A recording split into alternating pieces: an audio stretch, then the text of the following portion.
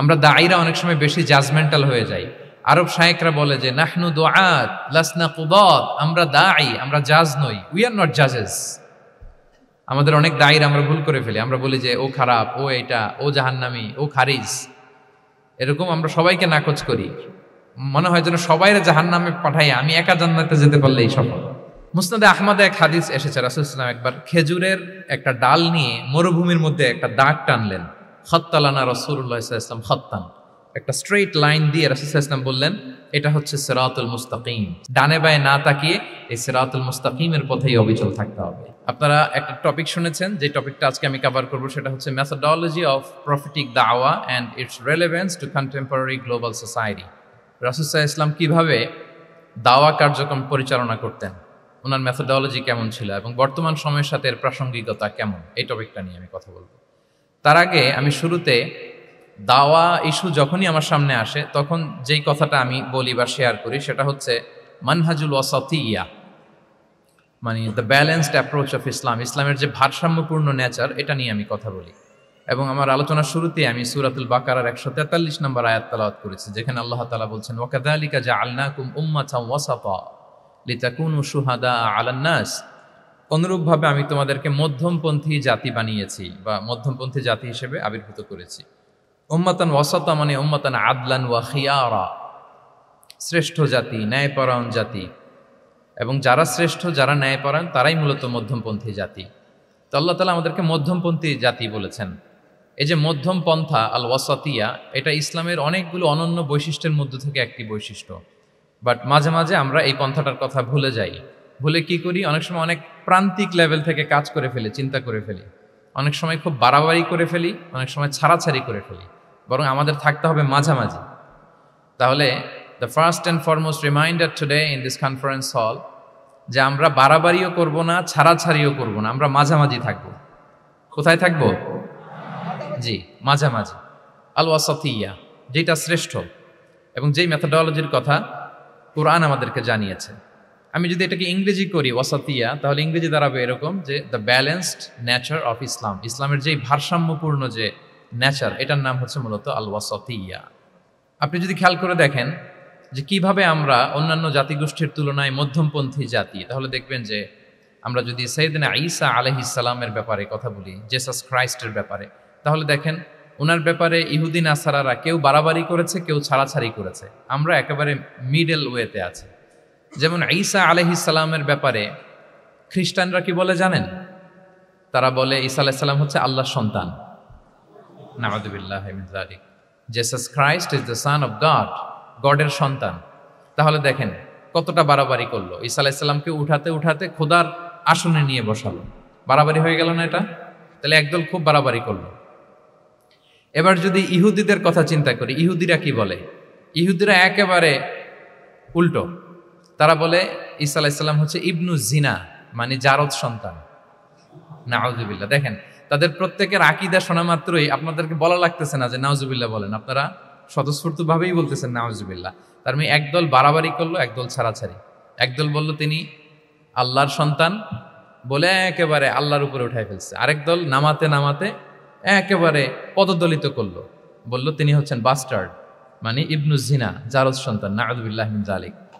একদল নিয়ে গেল একেবারে উপরে, আরেক দল একেবারে নিচে। কিন্তু আমরা কি বলি দেখেন, আমরা বলি ঈসা আলাইহিস সালাম উনি হচ্ছেন আব্দুল্লাহি ওয়া রাসূলুহু, তিনি হচ্ছেন আল্লাহ তাআলার দাস বা বান্দা এবং আল্লাহর সম্মানিত রাসূল। দেখুন কতটা ব্যালেন্স এই আকীদা। আমরা আব্দুল্লাহ বলার মধ্য দিয়ে বেসিকলি নাসারাদেরকে রিফিউট করি, তাদের প্রতিবাদ করি আমরা যে তোমরা যে বলেছো আল্লাহ সন্তান না, ওইদিকে উঠানো যাবে না, নিচে নামায় নিয়ে আসো, উনি আব্দুল্লাহ, আল্লাহর দাস। আর রাসূলুহু, সম্মানিত রাসূল বলে আমরা বেসিকলি ইহুদিদেরকে রিফিউট করি, তাদের প্রতিবাদ করি। আমরা বলি যে না, তোমরা যে বলেছো উনি জারদ সন্তান না, ওনার সম্মানকে পদদলিত করা যাবে না, উপরে উঠাইতে হবে, উঠায়া রাসূল, সম্মানিত রাসূল।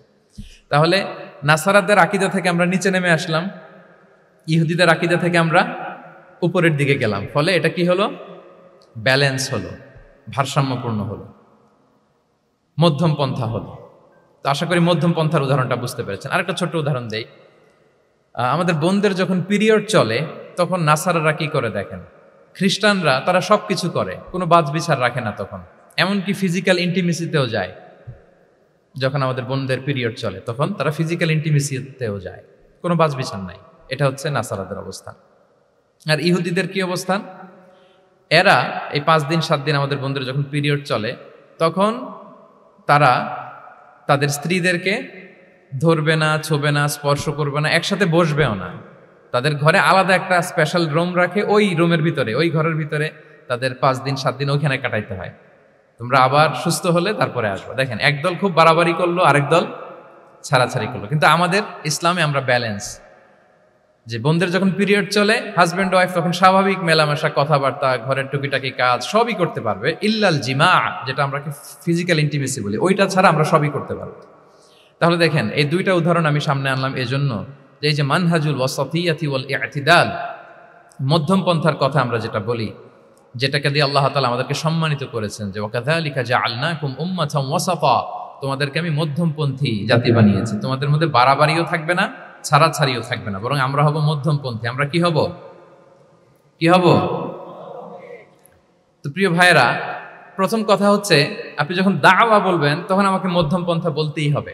আমরা যখন ইসলাম শিখবো, শিখাবো, ইসলাম বুঝবো, বুঝাবো, এই সব ক্ষেত্রে আমাদেরকে মধ্যম পন্থা অবলম্বন করতে হবে। আমাদের খেয়াল রাখতে হবে আমরা যেন এক্সট্রিম লাইনে না যাই, আবার খুব এক্সট্রা লিবারেল যেন না হয়ে যায়। আমরা যেন মধ্যমপন্থী একটা অবস্থানে থাকি। এবং দাওয়া দেওয়ার ক্ষেত্রে এটাই বলা হয়েছে। আল্লাহ তাআলা বলছেন, উদউ ইলা সাবিলি রাব্বিকা বিল হিকমাতি ওয়াল মাউইদাতিল হাসানাতি ওয়াজাদিলহুম বিল্লাতি হিয়া আহসান। নবী, আপনি লোকদেরকে আল্লাহর পথে ডাকুন, বিল হিকমা, প্রজ্ঞার সাথে, সুন্দর সুন্দর উপদেশ সহকারে, এবং কখনো তর্ক বিতর্কে জড়ানো লাগলে সেটা উত্তমভাবে আপনাকে জড়াতে হবে। তার মানে এই যে ইসলাম বোঝার ক্ষেত্রে, প্রচারের ক্ষেত্রে মধ্যম পন্থার নীতি, যেটা প্রজ্ঞা বা সুন্দর উপদেশমালা দিয়ে দাওয়াত দেওয়া, এটাও মূলত মধ্যম পন্থারই বহিঃপ্রকাশ। আমরা যখন কোনো দাওয়া কাজ করব, অলওয়েজ মাথায় রাখতে হবে যে আমি বাড়াবাড়ি যেন না করি, আমি আবার ছাড়াছাড়িও যেন না করি, আমি যেন মাঝামাঝি থাকি। তো এই যে দাওয়া আমরা দিচ্ছি, দাওয়াটা কি? বেসিকলি এটা হচ্ছে একটা কমিউনিকেশন, রাইট? এই যে আমি কথা বলতেছি, আপনারা শুনতেছেন, ইমাম সাহেব খুতবা দিচ্ছেন, আমরা সেটা শুনি, স্ট্রিট দাওয়া হয়, বিভিন্ন রকম দাওয়া এখন হচ্ছে, এগুলো basically communication. And this communication should be full of wisdom and beautiful advice. এটাই মূলত আল ওয়াসাতিয়া, মানহাজুল ওয়াসাতিয়া, মধ্যম পন্থা। আমি যে বিশ্ববিদ্যালয় থেকে ব্যাচেলর করেছি, ওই বিশ্ববিদ্যালয়ের একটা স্লোগান আছে, মানহাজুল ওয়াসাতিয়াতি ওয়াল ইতিদাল। ওনারা মধ্যম পন্থার কথা বলে। সো আমি যেহেতু এই বিশ্ববিদ্যালয় আল আজহারের গ্রাজুয়েট, আমি যেখানেই যাই একটু করে আমি এই আল ওয়াসাতিয়ার কথাটা বলি, প্রিয় ভাইরা। তো দাওয়া যেহেতু কমিউনিকেশন, আমরা ওরাল দাওয়া দিয়ে থাকি, কিন্তু বেসিকলি ওরাল দাওয়ার চেয়ে যেটা প্র্যাকটিক্যাল দাওয়া, থিওরিটিক্যাল দাওয়ার চেয়ে প্র্যাকটিক্যাল দাওয়াটা এটা বেশি ইফেক্টিভ, বেশি প্রোডাক্টিভ। আমরা যখন তাফসির মাহফিল করি, আমরা খুতবা দেই, আলোচনা করি, এটা থেকে তো মানুষ শিখে। কিন্তু আমি যদি আমার আচরণ দিয়ে কোনো একটা মেসেজ দিতে পারি, ওইটা মানুষের হৃদয়ে বেশি দাগ কাটে, বেশি মনে থাকে, খুব বেশি মনে থাকবে। এটার সুযোগ আপনাদের বেশি। যেমন আমি যদি একটা কোরআনের আয়াতের কথা বলি, এটার খুব একটা মূল্যায়ন নাই, কারণ উনি হুজুর মানুষ, উনি তো কোরআনই বলবে। কিন্তু একজন ডক্টর যখন কোরআনের আয়াত বলে, তখন বলে, দেখছো মাশাআল্লাহ, একজন ডক্টর, সে চিকিৎসা বিজ্ঞানে এত বড় এক্সপার্টিজের পর আবার কোরআনও জানে। ওই কথা কিন্তু আমিও বলছি, আমার দাম নাই। কিন্তু আপনাদেরকে কত সম্মানের চোখে দেখা হচ্ছে। আবার দেখেন, 5 ওয়াক্ত সালাত আদায় করা জামাতের সাথে, ফরজ সালাতগুলো, এটা তো মানে করতেই হবে, কম্পালসারি। এটা করে তো খুব বেশি ক্রেডিট নেওয়ার কিছু নাই, তো আমরা সবাই পড়ি। কিন্তু একজন ডাক্তার যখন নামাজ পড়ে, খেয়াল করে দেখবেন, একজন ডক্টর যখন চেম্বারে রুগীদেরকে রেখে বলে যে, ওখানে যদি লেখা থাকে যে সালাতের সময় বিরতি থাকবে, বা বলা হয় যে এই ডাক্তার কিন্তু রুগী বসিয়ে রেখে নামাজটা পড়ে এসে আবার রুগী দেখা শুরু করে, এটা সবাই খুব পজিটিভলি নেয়, যে দেখো এত ব্যস্ততার পরেও চাইলে এই সময় রুগী দেখতে পারতো, কিন্তু উনি নামাজ পড়ে। দেখেন, একই কোরআনের কথা আমিও বললাম, আপনিও বললেন, আপনার মর্যাদা কত বেশি। আমিও জামাতে নামাজ পড়ি, ইমামতি করাই, আর আপনি যে একটু তাড়াতাড়ি করে নামাজটা পড়ে চলে আসেন, এটাতে আপনার এপ্রিসিয়েশন কত বেশি। তো এভাবে আপনাদের কিন্তু দাওয়া কাজ করার সুযোগ অনেক বেশি, কারণ এটা অনেক মানে নোবেল একটা প্রফেশন, মহৎ পেশা।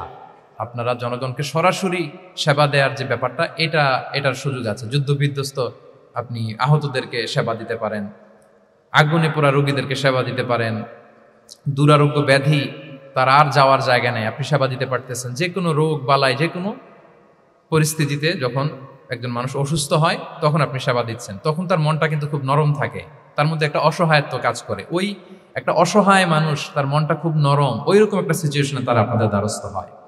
ফলে আপনাদের কিন্তু দাওয়া কাজ করার সুযোগ অনেক বেশি, এবং সেক্ষেত্রে ওরাল দাওয়ার চেয়ে আপনার যে প্র্যাকটিক্যাল দাওয়া, এটার ইফেক্ট অনেক বেশি। মানে আপনার চলনে বলনে, আপনার কথনে কথায়, আপনার ব্যক্তিত্বে, পার্সোনালিটিতে, এটার মাধ্যমে যে দাওয়া ফুটে ওঠে ওইটা বেশি ইফেক্টিভ। নিজের আচরণ দিয়ে যে মেসেজটা দেওয়া যায় এটা সবচেয়ে ইফেক্টিভ। আপনার লেনদেন, আপনার ডিলিংস কেমন, আপনি মানুষ হিসেবে কেমন, এটা সবচেয়ে পাওয়ারফুল দাওয়া। উমরে ফারুক রাদিয়াল্লাহু তাআলা আনহু উনি ওনার ছাত্রদেরকে প্রায়ই বলতেন, উমরে ফারুক রাদিয়াল্লাহু তাআলা উনি বলতেন যে কুনু দুআতান ইলাল্লাহি ওয়া আনতুম সামিতুন, যে তোমরা আল্লাহর রাস্তায় দাওয়াতি কাজে বের হয়ে যাও এমন অবস্থায় যে তোমরা চুপচাপ। তো ছাত্ররা বলতো দাওয়াতি কাজও করতে বলতেছেন, আবার চুপচাপও থাকতে বলতেছেন, এটা আবার কিভাবে দাওয়াত দেব? তো উমর ফারুক রাদিয়াল্লাহু তাআলা আনহু বলতেন বি আখলাকিকুম, তোমাদের আখলাক দিয়ে দাওয়াত দাও। আখলাক দিয়ে দাওয়াত দেওয়া যায় না? বলেন তো, আখলাক দিয়ে দাওয়াত দেওয়া যায় কি যায় না? যায়। এই আখলাক দিয়ে যে দাওয়াত, এটা অনেক পাওয়ারফুল। 10টা তাফসীর মাহফিল করে আমি এটা করতে পারবো না। আপনি আপনার আখলাক দিয়ে, আপনার ব্যক্তিত্ব দিয়ে, আপনার লেনদেন, হ্যাঁ, এগুলো দিয়ে আপনি যে দাওয়াটা দিতে পারবেন, অন্য অনেক কিছু দিয়ে সেটা হবে না। এজন্য ওমরে ফারুক বলতেন কুনু দুআতান ইলাল্লাহি ওয়া আনতুম সামিতুন, আল্লাহ রাস্তায় দায়ী হয়ে বের হও কিন্তু চুপচাপ। কিভাবে? বলে বি আখলাকিকুম, তোমাদের আখলাক দিয়ে। এটা বেশি পাওয়ারফুল। এবং রাসূল সাল্লাল্লাহু আলাইহি ওয়াসাল্লামের ব্যাপারে যখন জিজ্ঞেস করা হতো আম্মাজান আয়েশা রাদিয়াল্লাহু তাআলা আনহাকে যে রাসূল সাল্লাল্লাহু আলাইহি ওয়াসাল্লামের আচরণ কেমন ছিল, তখন আম্মাজান আয়েশা বলতেন যে কানা খুলুকুহু আল কোরআন, কোরআনই ছিল রাসূল সাল্লাল্লাহু আলাইহি ওয়াসাল্লামের চরিত্র। পুরো কোরআনে 30 পারায় থিওরিটিক্যালি যা বলা আছে রাসূল সাল্লাল্লাহু আলাইহি ওয়াসাল্লামের জীবনীতে প্র্যাকটিক্যালি সেটা দেখানো আছে। তো আম্মাজান আয়েশা বলতেন কানা খুলুকুহু আল কোরআন, রাসূল সাল্লাল্লাহু আলাইহি ওয়াসাল্লামের চরিত্র ছিল কোরআন। ইনদামা রাসূলুল্লাহ সাল্লাল্লাহু আলাইহি ওয়াসাল্লাম ইয়ামশি আলাল আরদ কাআন্নাল কোরআনা ইয়ামশি আলাইহি, রাসূল সাল্লাল্লাহু আলাইহি ওয়াসাল্লাম যখন মদিনার রাস্তা দিয়ে হেঁটে যেতেন, as if a living Quran is walking on the street, মনে হতো একটা জীবন্ত কোরআন রাস্তা দিয়ে হেঁটে হেঁটে যাচ্ছে। তো তাহলে we should try to be a living দাঈ, জীবন্ত দাঈ, প্র্যাকটিক্যাল দাঈ। এটা যদি আমরা হইতে পারি তাহলে অনেক বেশি ইম্প্যাক্ট করা যাবে সোসাইটিতে, অনেক ইনফ্লুয়েন্স করা যাবে। যেটা বললাম যে আমাদের সততা, আচরণ, ব্যক্তিত্ব, পার্সোনালিটি, এগুলো দিয়ে আমরা যে দাওয়াটা দিতে পারি, ওরাল দাওয়া, বক্তব্য দিয়ে, এটা অনেক সময় সম্ভব হয় না। এবং ডাক্তারদের জন্য এটা অনেক বড় একটা সুযোগ। তাহলে ইন্ট্রোডাক্টরি ডিসকাশনে আমি দুটা বিষয়ে কথা বললাম। এক হচ্ছে আমাদেরকে মধ্যমপন্থী হইতে হবে, মানহাজুল ওয়াসাতিয়া ওয়াল ইআতিদাল, 1 নম্বর। 2 নম্বর হচ্ছে লিভিং দাঈ হওয়ার চেষ্টা করতে হবে, এটা বেশি প্রোডাক্টিভ অ্যান্ড ইফেক্টিভ। বুঝতে পেরেছেন সবাই? মাশাআল্লাহ।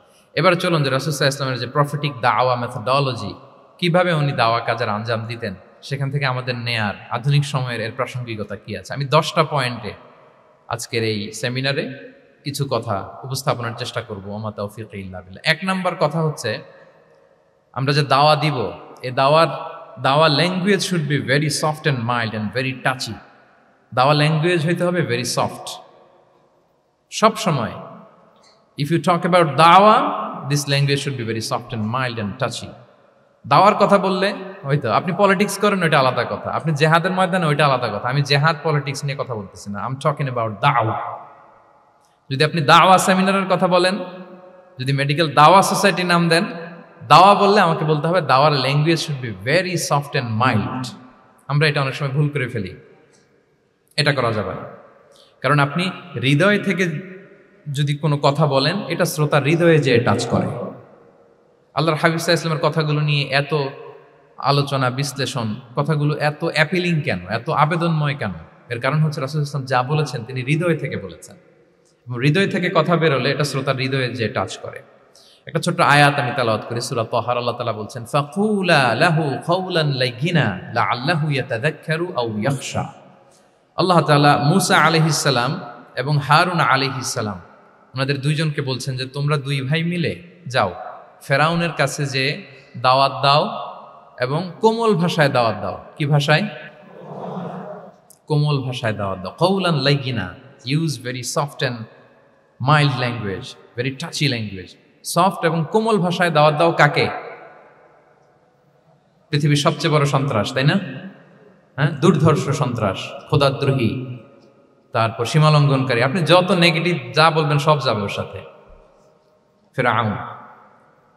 লাআল্লাহু ইয়াতাযাক্কারু আও ইয়াখশা, হয়তো সে উপদেশ গ্রহণ করবে অথবা তার হৃদয়ে ভয়ের উদ্রেক হতে পারে। হয়তো তোমরা soft and mild language use করবা, মুসা এবং হারুন কোমল ভাষায় যে তোমরা দাওয়াত দিবা।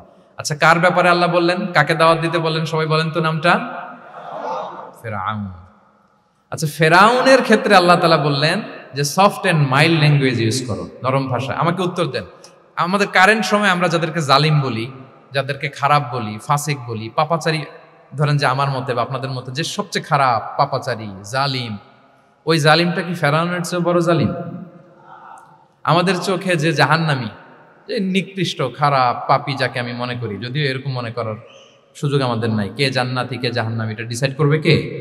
আল্লাহ তাআলা। কিন্তু আমাদের চোখে যে পাপী, যে ভুল করেছে, যে জালিম, ওই জালিমগুলো, খারাপ লোকগুলো কি ফিরআউনের চেয়ে বেশি খারাপ ছিল? ছিল। ওই ফিরআউনের ক্ষেত্রে আল্লাহ বলেছেন ফাকুল লাহু কাওলান লাইয়িনা, সফট ল্যাঙ্গুয়েজ ইউজ করো মুসা এবং হারুন, কোমল ভাষা ব্যবহার করো, হয়তো তার ভুল ভেঙে যাবে, হয়তো সে উপদেশ গ্রহণ করবে। তো তাহলে দেখেন কত বড় ভুল আমরা করি। আমরা মাঝে মাঝে এমন অ্যাটাকিং মুডে কথা বলি, এমন আগ্রাসী হয়ে কথা বলি, ওর মানার সুযোগ থাকলেও ও মানবে না। কি বলেন? যাও, মানার একটু ইচ্ছা ছিল, আমার এই অ্যাটিটিউডের কারণে সে আর এটা শুনবে না। এটাই মানুষের স্বভাব। আপনি আগ্রাসী হয়ে অ্যাটাকিং হয়ে কথা বলে মানুষ এটা শোনে না। তাহলে দাওয়ার প্রফিটিক 1 নম্বর মেথোডোলজি হচ্ছে দাওয়ার ল্যাঙ্গুয়েজ হইতে হবে very soft and very mild. আল্লাহ তাআলা সূরাতু আলে ইমরানে বলছেন ফাবিমা রাহমাতিম মিনাল্লাহি লিনতা লাহুম ওয়ালাউ কুনতা ফাদদান গালিযাল কলবি লানফাদ্দু মিন হাওলিক। নবী হে, আল্লাহর অনুগ্রহে, আল্লাহর রহমতে আপনি কোমল ভাষী হয়েছেন। আপনি কোমল ভাষী না হয়ে যদি রূঢ় ভাষী হতেন তাহলে মানুষজন আপনার কাছ থেকে ভেগে ভেগে পালাতো। কিন্তু আমরা দেখতাম যে সাহাবারা রাসূল সাল্লাল্লাহু আলাইহি ওয়াসাল্লামের কাছে শুধু জড়ো হইতে চেত, দেখা করতে চেত, রাসূলকে ঘিরে রাখতো, এত পছন্দ করতো রাসূল সাল্লাল্লাহু আলাইহি ওয়াসাল্লামের কোমল আচরণের কারণে। ইভেন ফ্যামিলিতে কোনো সমস্যা হলে, অনেক সাহাবারা বলতেন ফ্যামিলির সাথে সমস্যা হলেও তারা রাসূলের কাছে চলে আসতো। এমনকি কারো পেটে ক্ষুধা লাগলেও তারা রাসূলের দরবারে চলে আসতো। তারা বলতো রাসূল সাল্লাল্লাহু আলাইহি ওয়াসাল্লামের চেহারার দিকে তাকালেই আমাদের ক্ষুধা মিটে যেত। কি কোমল ভাষী ছিলেন, কত সুন্দর সফট ল্যাঙ্গুয়েজ রাসূল সাল্লাল্লাহু আলাইহি ওয়াসাল্লাম ইউজ করেছেন। হ্যাঁ, রাসূল সাল্লাল্লাহু আলাইহি ওয়াসাল্লাম কখনো যে কঠোর ভাষায় কথা বলতেন না তা না, মাঝে মাঝে বলতেন, কিন্তু বেশিরভাগ ওনার দাওয়া ছিল সফট অ্যান্ড মাইল্ড। মাঝে মাঝে প্রেক্ষাপটের আলোকে রাসূল সাল্লাল্লাহু আলাইহি ওয়াসাল্লাম অনেক সময় তেজস্বী জ্বালাময়ী ভাষণ দিতেন, মনে হতো ব্যাটালিয়নকে কমান্ড করছেন। এটা মাঝে মাঝে চেহারা লাল হয়ে যেত, গড়গড় করতেন যুদ্ধের আগে। কিন্তু রেগুলার বেসিসে রাসূল সাল্লাল্লাহু আলাইহি ওয়াসাল্লাম খুব কোমল ভাষায় কথা বলতেন। তাহলে 1 নম্বরে যেটা জানলাম, যদি আপনি দাওয়া মেন্টালিটি, দাওয়া মোডে থাকতে চান, আপনার ভাষা হতে হবে শক্ত না নরম? সফট হইতে হবে, কোমল। কারোর প্রতি আগ্রাসী হয়ে যেন আমরা কথা না বলি, অ্যাটাকিং মুডে যেন না বলি, বললেও শুনবে না। এটাই মানুষের নেচার, সফট ল্যাঙ্গুয়েজে বলতে হয়। ফেরাউনকে যদি বলা হয় ওর সাথে ভালোভাবে বলো, তো আমাদের আশেপাশে যারা আছে এরা তো আরো এদেরকে সম্মান দিয়ে নরম করে বলা উচিত। কি বলেন? জি, 1 নম্বর গেল। 2 নম্বর হচ্ছে দাওয়াকে ফলপ্রসূ করতে হলে রাসূল সাল্লাল্লাহু আলাইহি ওয়াসাল্লাম যেটা করতেন, শ্রোতাদের অনেক সময় মনোযোগ আকর্ষণের জন্য উনি অনেক ধরনের টুলস, অনেক ধরনের জিনিস তিনি ব্যবহার করতেন। যেমন একটা পদ্ধতি রাসূল সাল্লাল্লাহু আলাইহি ওয়াসাল্লামের ছিল, রাসূল সাল্লাল্লাহু আলাইহি ওয়াসাল্লাম মানুষের আকর্ষণ বৃদ্ধির জন্য মাঝে মাঝে প্রশ্ন ছুড়ে দিতেন অডিয়েন্সকে, drawing attention of the listener by throwing questions. Question throw করার মাধ্যমে অ্যাটেনশন গ্রো করতেন। হাদিস এরকম অনেক উদাহরণ পাওয়া যায়। একটা ছোট্ট হাদিস শেয়ার করি, সহিহ মুসলিমে এসেছে। রাসূল সাল্লাল্লাহু আলাইহি ওয়াসাল্লাম একবার সাহাবাদেরকে বললেন, ইন্না মিনাশ শাজারি শাজারাতান লা ইয়াসকুতু ওয়ারাকুহা মাসালুহা মাসালুল মুসলিম। রাসূল সাল্লাল্লাহু আলাইহি ওয়াসাল্লাম জিজ্ঞেস করলেন, তোমরা কি কেউ বলতে পারবা বৃক্ষরাজির মধ্যে একটা বৃক্ষ আছে, গাছের মধ্যে একটা গাছ আছে যেই গাছের কখনো পাতা ঝরে না, ওই গাছের পাতা কখনো ঝরে না। এর দৃষ্টান্ত হচ্ছে মুসলিমের দৃষ্টান্তের মতো। বলতো ফাহাদ্দিসুনি মা হিয়া, বলতো ওই গাছটা কি? কে বলতে পারো? আপনারা তো সব একেবারে পেরে গেছেন। তো সাহাবারা ওই দিন কেউ বলতে পারেন নাই। কারণ কি জানেন? একে তো আমরা জানি হাদিস স্টাডি করার কারণে, হাদিস স্টাডি না করলে তো আমরা বলতে পারতাম না, আমাদের দেশে তো খেজুর গাছ অত হয় না। তো ওনারা কেউ বলতে পারে না। এর কারণ হচ্ছে তারা ভাবছিল প্রশ্ন যেহেতু করছে এটা যেন তেন প্রশ্ন, এটা কঠিন কোনো গাছের একটা নাম বলতে হবে। তো বাড়ির পাশে যে খেজুর গাছ, মদিনার অলিতে গলিতে যে খেজুর গাছ ভর্তি, এই দিকে আর ওনাদের অ্যাটেনশন যায় না। ওনারা চলে গেছে মরুভূমিতে, ইয়ামানে, তারপর একেবারে ডেজার্টের মাঝখানে কি কি ক্যাকটাস, গুলমলতা, কি কি গাছ আছে ওগুলো আওড়াচ্ছে মনে মনে। ভাবতেছে যে খেজুর গাছের কথা তো রাসূল সাল্লাল্লাহু আলাইহি ওয়াসাল্লাম আমাদের জিজ্ঞেস করার কথা না, এ তো আমাদের গাছ, বাড়ির পাশের গাছ। তো কেউই আর বলতে পারে নাই। এরপর রাসূল সাল্লাল্লাহু আলাইহি ওয়াসাল্লাম যখন দেখলেন সবাই অপারগ, রাসূল সাল্লাল্লাহু আলাইহি ওয়াসাল্লাম বললেন, ইন্নাহা আন-নাখলা, এটা হচ্ছে খেজুর গাছ, ডেট প্লান্ট। তো আব্দুল্লাহ ইবনে উমর রাদিয়াল্লাহু তাআলা আনহু বাড়িতে যাওয়ার পরে ওমরে ফারুককে তার বাবাকে বললেন যে, বাবা, আজকে যে রাসূল সাল্লাল্লাহু আলাইহি ওয়াসাল্লাম প্রশ্ন ছুড়ে দিলেন, আপনারা যে কেউ পারলেন না, উত্তরটা কিন্তু আমি পারতাম।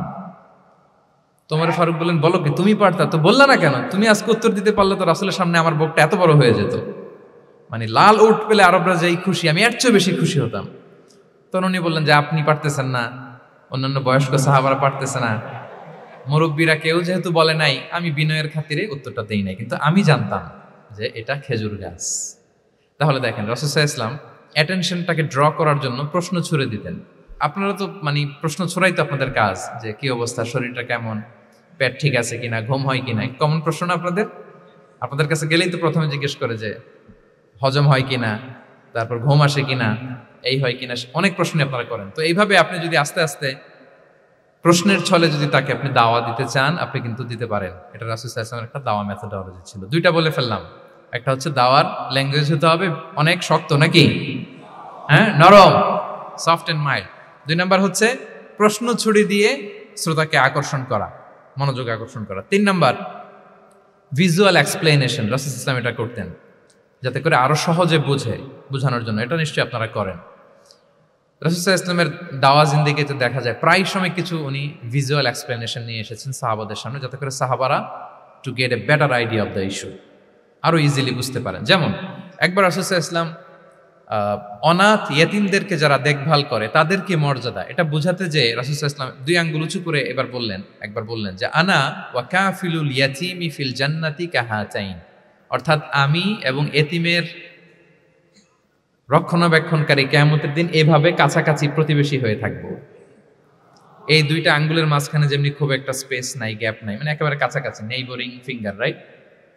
আমি এবং এতিমের রক্ষণাবেক্ষণকারী এভাবে নেইবর হয়ে থাকবো। এই যে ভিজুয়াল এক্সপ্লেনেশন দেখছেন, এই যে দাওয়ার মধ্যে মাঝে মাঝে এরকম ভিজুয়াল এক্সপ্লেনেশন করতে হবে যাতে করে শ্রোতারা বুঝে। রাসূল সাল্লাল্লাহু আলাইহি ওয়াসাল্লাম এটা করেছেন।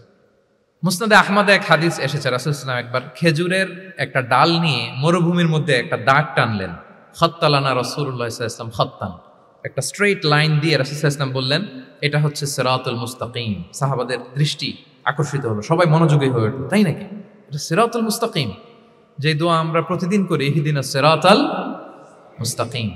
খেজুরের ডাল দিয়ে স্ট্রেইট লাইন কেটে বললেন, এটা হচ্ছে সিরাতুল মুস্তাকিম। এবার ওই খেজুরের ডাল দিয়ে ডানে বায়ে অনেকগুলো ছোট ছোট দাগ কাটলেন আর বললেন, হ্যাঁ দিহি সুবুলুশ শায়তান, এগুলো হচ্ছে শয়তানের রাস্তা, এটা হচ্ছে মুস্তাকিম, সোজা রাস্তা যেটা জান্নাতে যায়। আর ডানে বায়ে অনেকগুলো দাগ কাটলেন, ডেকে বললেন, এই প্রতিটি রাস্তায় একটা করে শয়তান বসে থাকে, আর সে তোমাদেরকে টেম্পটেশন দিতে থাকে, প্রভোকেশন করতে থাকে, ধোঁকা দিতে থাকে, ওয়াসওয়াসা দিতে থাকে। ডানে বায়ে না তাকিয়ে এই সিরাতুল মুস্তাকিমের পথেই অবিচল থাকতে হবে। তাহলে দেখেন, মরুভূমির মাঝখানে তখন তো আর ওই যে এলইডি প্রজেক্টর থাকলে হয়তো রাসূল সাল্লাল্লাহু আলাইহি ওয়াসাল্লাম ওইটাই ব্যবহার করতেন, আমরা এটা এখন করতে পারি বোঝানোর জন্য। রাসূল সাল্লাল্লাহু আলাইহি ওয়াসাল্লাম খেজুরের ডাল দিয়ে মরুভূমির মধ্যে দাগ কেটে সাহাবীদেরকে এই ভিজুয়াল এক্সপ্লেনেশন দিলেন, এবং সাহাবারা খুব সহজে বুঝতে পারলেন যে কোনটা সিরাতুল মুস্তাকিম, কোনটা সিরাতুশ শাইতান। এভাবে রাসূল সাল্লাল্লাহু আলাইহি ওয়াসাল্লাম ভিজুয়াল এক্সপ্লেনেশন ইউজ করতেন। আমরা বিশ্বাসীরা যে ভাই ভাই, মুমিনরা যে ভাই ভাই, আমাদের সম্পর্ক যে কত সুদৃঢ় মজবুত, এটা বোঝাতে যে একবার রাসূল সাল্লাল্লাহু আলাইহি ওয়াসাল্লাম বললেন, আল মুমিনু লিল মুমিনি কাল বুনিয়ান, বিশ্বাসীরা তাদের সম্পর্ক হচ্ছে কাল বুনিয়ান, একটা সুদৃঢ় প্রাচীরের মতো, সীসা ঢালা প্রাচীরের মতো। ইয়াশুদ্দু বা'দুহু বা'দা, যেটার এক পাশ আরেক পাশকে মজবুত করে। Strengthening one part the others, এক পার্ট আরেক পার্টকে মজবুত করে। যেমন এই বিল্ডিং, এদিকে ভেঙে ফেললে এটা নড়বড়ে হয়ে যাবে। তিনি বুঝালেন যে সুদৃঢ় প্রাচীরের মতো হচ্ছে বিশ্বাসীদের সম্পর্ক। এটা বলে ওয়া শাব্বাকা বাইনা আসাবিহি, মানে ডান হাতের আঙ্গুলগুলো বা হাতের ভেতরে ভেবে ঢুকিয়ে দিলেন, বললেন যে এরকম মজবুত। সুবহানাল্লাহ। এই যে এই হাতের আঙ্গুলগুলো এই হাতে ঢুকিয়ে এরকম চাপ দিলে খুব শক্ত হয় না, মজবুত হয় না? রাসূল সাল্লাল্লাহু আলাইহি ওয়াসাল্লাম বললেন, আমাদের বন্ধন হচ্ছে এরকম সুদৃঢ় মজবুত, সুদৃঢ় সীসা ঢালা প্রাচীরের মতো। আল্লাহু আকবার। তাহলে এই যে ভিজুয়াল এক্সপ্লেনেশন, রাসূল সাল্লাল্লাহু আলাইহি ওয়াসাল্লাম বুঝানোর জন্য এই যে এরকম দাগ কাটা, কখনো এইভাবে, হাদিসে এরকম অনেক পাওয়া যায়। আমি অল্প কয়েকটা, সময়ের টাইম কনস্ট্রেন্টের কারণে অল্প কয়েকটা নিয়ে আসলাম। তাহলে এটা রাসূল সাল্লাল্লাহু আলাইহি ওয়াসাল্লামের একটা দাওয়া মেথোডোলজি ছিল, বোঝানোর জন্য কত ইজিয়েস্ট ওয়েতে তিনি অডিয়েন্সের কাছে পৌঁছাতে পারেন, তিনি প্রয়োজনে ভিজুয়াল এক্সপ্লেনেশনের সহায়তা নিতেন। কয়টা গেল মেথোডলজি? 3টা। 4 নাম্বার হচ্ছে গ্রাজুয়ালিটি, ধীরে ধীরে ধাপে ধাপে দাওয়া পরিচালনা করা, দাওয়া কাজ করা। এটাতে অনেক সময় আমরা ভুল করে ফেলি। আমরা অনেক সময় একটু রাশিং মেন্টালিটিতে থাকি, তাড়াহুড়ো। একজন ভাই নতুন দিনে ফিরছে, আগে হয়তো সংশয়বাদী ছিল, নাস্তিক ছিল, প্র্যাকটিস করতো না, এখন সে প্র্যাকটিসের ইচ্ছা করছে। এই সুযোগ পেয়ে আমি তারে বলা শুরু করলাম, নামাজ পড়তে হবে, রোজা রাখতে হবে, জাকাত দিতে হবে, তোমার ওয়াইফের পর্দা করাইতে হবে, হালাল হারাম ও কয়েক ছাড়ছে, আমার সম্ভব না। ও বলবে ভাই আগে যাচ্ছিলাম ওইটাই ভালো ছিল, এতগুলো তো আমি মানতে পারবো না। তো এই যে আপনি তাকে দিন থেকে ভাগালেন, আপনার দাওয়া মেথোডলজি জানা না থাকার কারণে আপনি তাকে ভাগালেন। একসাথে আপনি এত কথা বলবেন না। নতুন যখন কেউ দিনে ফিরে তাকে আপনি একসাথে এত কথা বলবেন না। নতুন যখন কোনো বোন ইসলামে আসতে চায় তাকে আপনি কঠিন করে বলবেন না। উপরে আমাদের বোনরা আছে, তাদেরকেও আমি বলবো সহজ করে বলেন। প্রথমে নামাজের কথা বলেন, নামাজ আস্তে আস্তে পড়ুক যতটুকু পারুক। প্রথমে হয়তো 5 ওয়াক্ত পারবে না, 1 ওয়াক্ত 2 ওয়াক্ত দিয়ে শুরু করবে, এরপর আস্তে আস্তে 5 ওয়াক্ত যাবে। এরপর তাকে একটু শালীন পোশাকের কথা বলেন, যে তুমি একটু শালীন পোশাক পরো, সেফটি সিকিউরিটির জন্য ভালো। সেটাতে অভ্যস্ত হলে তাকে হেজাবের দাওয়াত দিবেন আপনি, হেজাবে অভ্যস্ত হলে নেকাবে দাওয়াত দিবেন আপনি। এইভাবে গ্রাজুয়ালিটি, ধাপে ধাপে, একসাথেই কঠিন করে দিনকে উপস্থাপন করা যাবে না। দাওয়া is a gradual process, gradually যাইতে হবে। Beginning with the most important issue first, তারপর যেটা ইম্পর্টেন্ট, তারপর যেটা ইম্পর্টেন্ট, ধাপে ধাপে আপনি তাকে বলবেন। আপনারা নিশ্চয়ই সবাই মদ হারাম হওয়ার যে স্টেপগুলো আছে জানেন না? কয়বারে হারাম হয়েছে? 3 বারে। ওয়াসআলুনাকা আনিল খামরি ওয়াল মাইসির কুল ফীহিমা ইসমুন কাবীরু ওয়া মানাফিউ লিন-নাস ওয়া ইসমুহুমা আকবারু মিন নাফিহিমা। প্রথমে বললেন মদে কিছু উপকার আছে, কিন্তু এটার গুনাহ বেশি, ক্ষতি বেশি, কিন্তু সামান্য উপকার আছে। তো মানুষ সচেতন হয়ে গেল যে না, এটা কিন্তু গুনাহ আছে, ক্ষতি আছে, সাবধান হইতে হবে। মদ খাওয়া কমায় দিল। আচ্ছা, এরপর বলা হলো ওয়ালা তাকরাবুস সালাতা ওয়া আনতুম সুকারা, মাতাল হয়ে মদ খাওয়া অবস্থায় নামাজে যেও না। কারণ কোন এক সাহাবী নামাজে এমনভাবে তেলাওয়াত করলেন, অর্থ চেঞ্জ হয়ে গেল। ফলে দিনে 5 বার মদ খাওয়া যাবে না। এই আয়াত দিয়ে তো তাই বোঝা যায়, তাই না? 5 বারের জন্য যখন সাবধান হয়ে গেল, আরো তারা অভ্যস্ত হয়ে গেল। এরপরে নাজিল হলো ইন্নামাল খামরু ওয়াল মাইসিরু ওয়াল আনসাবু ওয়াল আজলামু রিজসুম মিন আমালিশ শাইতানি ফাজতানিবু। মদ, জুয়া, ভাগ্যলিপি এগুলো শয়তানের কাজ, এগুলো থেকে বেঁচে থাকো। সবাই মদিনার ঘরের ভেতরে মদের বোতল যেগুলো ছিল ভেঙে সব রাস্তায় মদ দিয়ে মদিনার অলিগলি সয়লাম। সুবহানাল্লাহ, কারো কষ্ট হয়নি, কারণ ধাপে ধাপে মদকে হারাম করা হয়েছে। কেউ যদি চেইন স্মোকার থাকে, আপনি যদি বলেন যে স্মোকিং হারাম, কালকে থেকে একটাও খেতে পারবে না, ও পারবে? ও তো মারা যাবে। ও সব বাদ দিতে পারবে, স্মোকিং বাদ দিতে পারবে না। তো কি করবেন? তাকে আপনি অল্প অল্প করে, যে একটু একটু করে ছাড়ো। এই যে রমজান আসতেছে, সারাদিন তো করতেই পারবে না, রাতে 2-3টা করে খাইও, বেশি খাইও না। মানে ছাড়ানোর জন্য বলতেছে আর কি। যে 10টা খায় তারা যদি আপনি 2টা খাইতে বলেন, এটা তো আপনি দাওয়াই দিলেন নাকি, কমাইতে বললেন তো। সিগারেটের প্রতি তার উৎসাহিত করতেছি না আমরা। চেইন স্মোকার ও 10টা ছাড়া হয় না প্রতিদিন। তো এই রমজানে আপনি তারা বললেন যে সারাদিন তো তুমি না খেয়ে থাকবা, রাতে 1টা 2টা বা 3টা গেল। প্রথম দশকে 3টা, এরপরের দশকে 2টা, তারপরের দশকে 1টা। যে 1টা খায় তারপরের দিন তো সে চাইলে ছেড়েও দিতে পারে, কি বলেন? এইভাবে গ্রাজুয়ালি তাকে ছাড়ানোর জন্য অভ্যস্ত করতে হবে। তাহলে এই গ্রাজুয়ালিটিটা দরকার। আমি হাদিস থেকে, সিরাত থেকে একটা উদাহরণ দেই, শুনুন। রাসূল সাল্লাল্লাহু আলাইহি ওয়াসাল্লাম মুআয ইবনে জাবাল রাদিয়াল্লাহু তাআলা আনহুকে ইয়ামানের গভর্নর করে পাঠালেন। তো তখন তাকে বললেন যে মুআয, ইন্নাকা তাআতি কওমান মিন আহলিল কিতাব, তোমাকে এমন একটা এলাকার গভর্নর করে পাঠাচ্ছি, তারা কিন্তু আহলি কিতাব, মানে people of the books, Jews and Christian community, তারা ইহুদি খ্রিস্টান। সো তাদেরকে যখন দাওয়াত দিবা, ধাপে ধাপে দিবা। কিভাবে দিবা? তিনি বললেন ফাদউহুম ইলা শাহাদাতি আন লা ইলাহা ইল্লাল্লাহ ওয়া আন্না মুহাম্মাদুর রাসূলুল্লাহ। প্রথমে দাওয়াত দিবা তাওহীদ আর রিসালাতের। আওয়াজ করে বলেন, প্রথমে কিসের? তাওহীদ এবং রিসালাতের। আচ্ছা, ফাইনহুম আতাউ লিযালিক, তারা যখন এটা মেনে নেয়। আরবিটা খেয়াল করেছেন অর্থটা? ফাইনহুম আতাউ লিযালিক, তাওহীদ রিসালাত যদি মেনে নেয় তাহলে তাদেরকে 5 ওয়াক্ত নামাজের দাওয়াত দিও। 5 ওয়াক্ত নামাজে যখন তারা অভ্যস্ত হয়ে যায়, ফাইনহুম আতাউ লিযালিক, যখন তারা এটাও মেনে নেয় তখন তাদেরকে যাকাতের আদেশ করো। সুবহানাল্লাহ, সুবহানাল্লাহ। দেখেন ধাপে ধাপে, একবারে সবগুলো বিধান একবারে তাদের সাথে শেয়ার করতে বলেননি। প্রথমে তাওহীদের, রিসালাতের, মেনে নিলে সালাতের, মেনে নিলে যাকাতের, ধাপে ধাপে। তাহলে একবারে কেউ নতুন যখন দিনে ফিরেছে একবারে সবকিছু তার ঘাড়ে চাপিয়ে দিবেন আপনি? কি করবেন? গ্রাজুয়ালি, ধাপে ধাপে আমরা এই দাওয়াটা তাদেরকে দেওয়ার চেষ্টা করব। এটা খুব ইফেক্টিভ হবে, ফলপ্রসূ হবে। আচ্ছা, 4টা কভার করে ফেলেছি। 5 নাম্বার হচ্ছে দাওয়ার মধ্যে ইমোশনাল ইন্টেলিজেন্স ইউজ করতে হবে, তাহলে এটা মোর ইফেক্টিভ হবে। মানে আপনি মানুষের আবেগ অনুভূতি নাড়িয়ে দিয়ে যদি দাওয়া দিতে পারেন, এটা তার শুদ্ধাচারের জন্য অনেক কাজে দেবে। ইমোশনাল ইন্টেলিজেন্স মানে তার আবেগ, ইমোশনকে আপনি ট্রিগার আপ করবেন, ওইটাতে আপনি টাচ করবেন, তাহলে দেখবেন যে সে একেবারে কাবু হয়ে গেছে। এটা রাসূল সাল্লাল্লাহু আলাইহি ওয়াসাল্লামের সিরাতে আমরা অনেক সময় দেখেছি যে ইমোশনাল ইন্টেলিজেন্সকে কাজে লাগিয়ে রাসূল সাল্লাল্লাহু আলাইহি ওয়াসাল্লাম তার আবেগ অনুভূতিতে এমনভাবে নাড়া দিয়েছেন, তাকে আল্লাহ তাআলা হেদায়েতের রাস্তায় নিয়ে এসেছে। সুবহানাল্লাহ।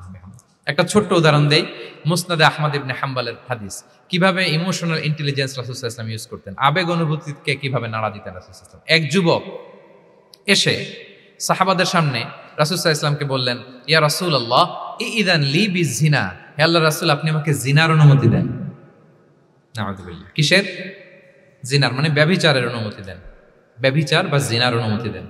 আশেপাশের সাহাবারা তো রেগে মেগে আগুন। ফাআকবাল আল কওমু আলাইহি ফাজাজারু, সবাই তাকে দৌড়ে ধরতে গেল আর ধমকাতে লাগলো, ছি ছি ছি, মাহ মাহ। আমরা যেটা বাংলায় বলি ছি ছি, আরবিতে ওনারা কি বলে?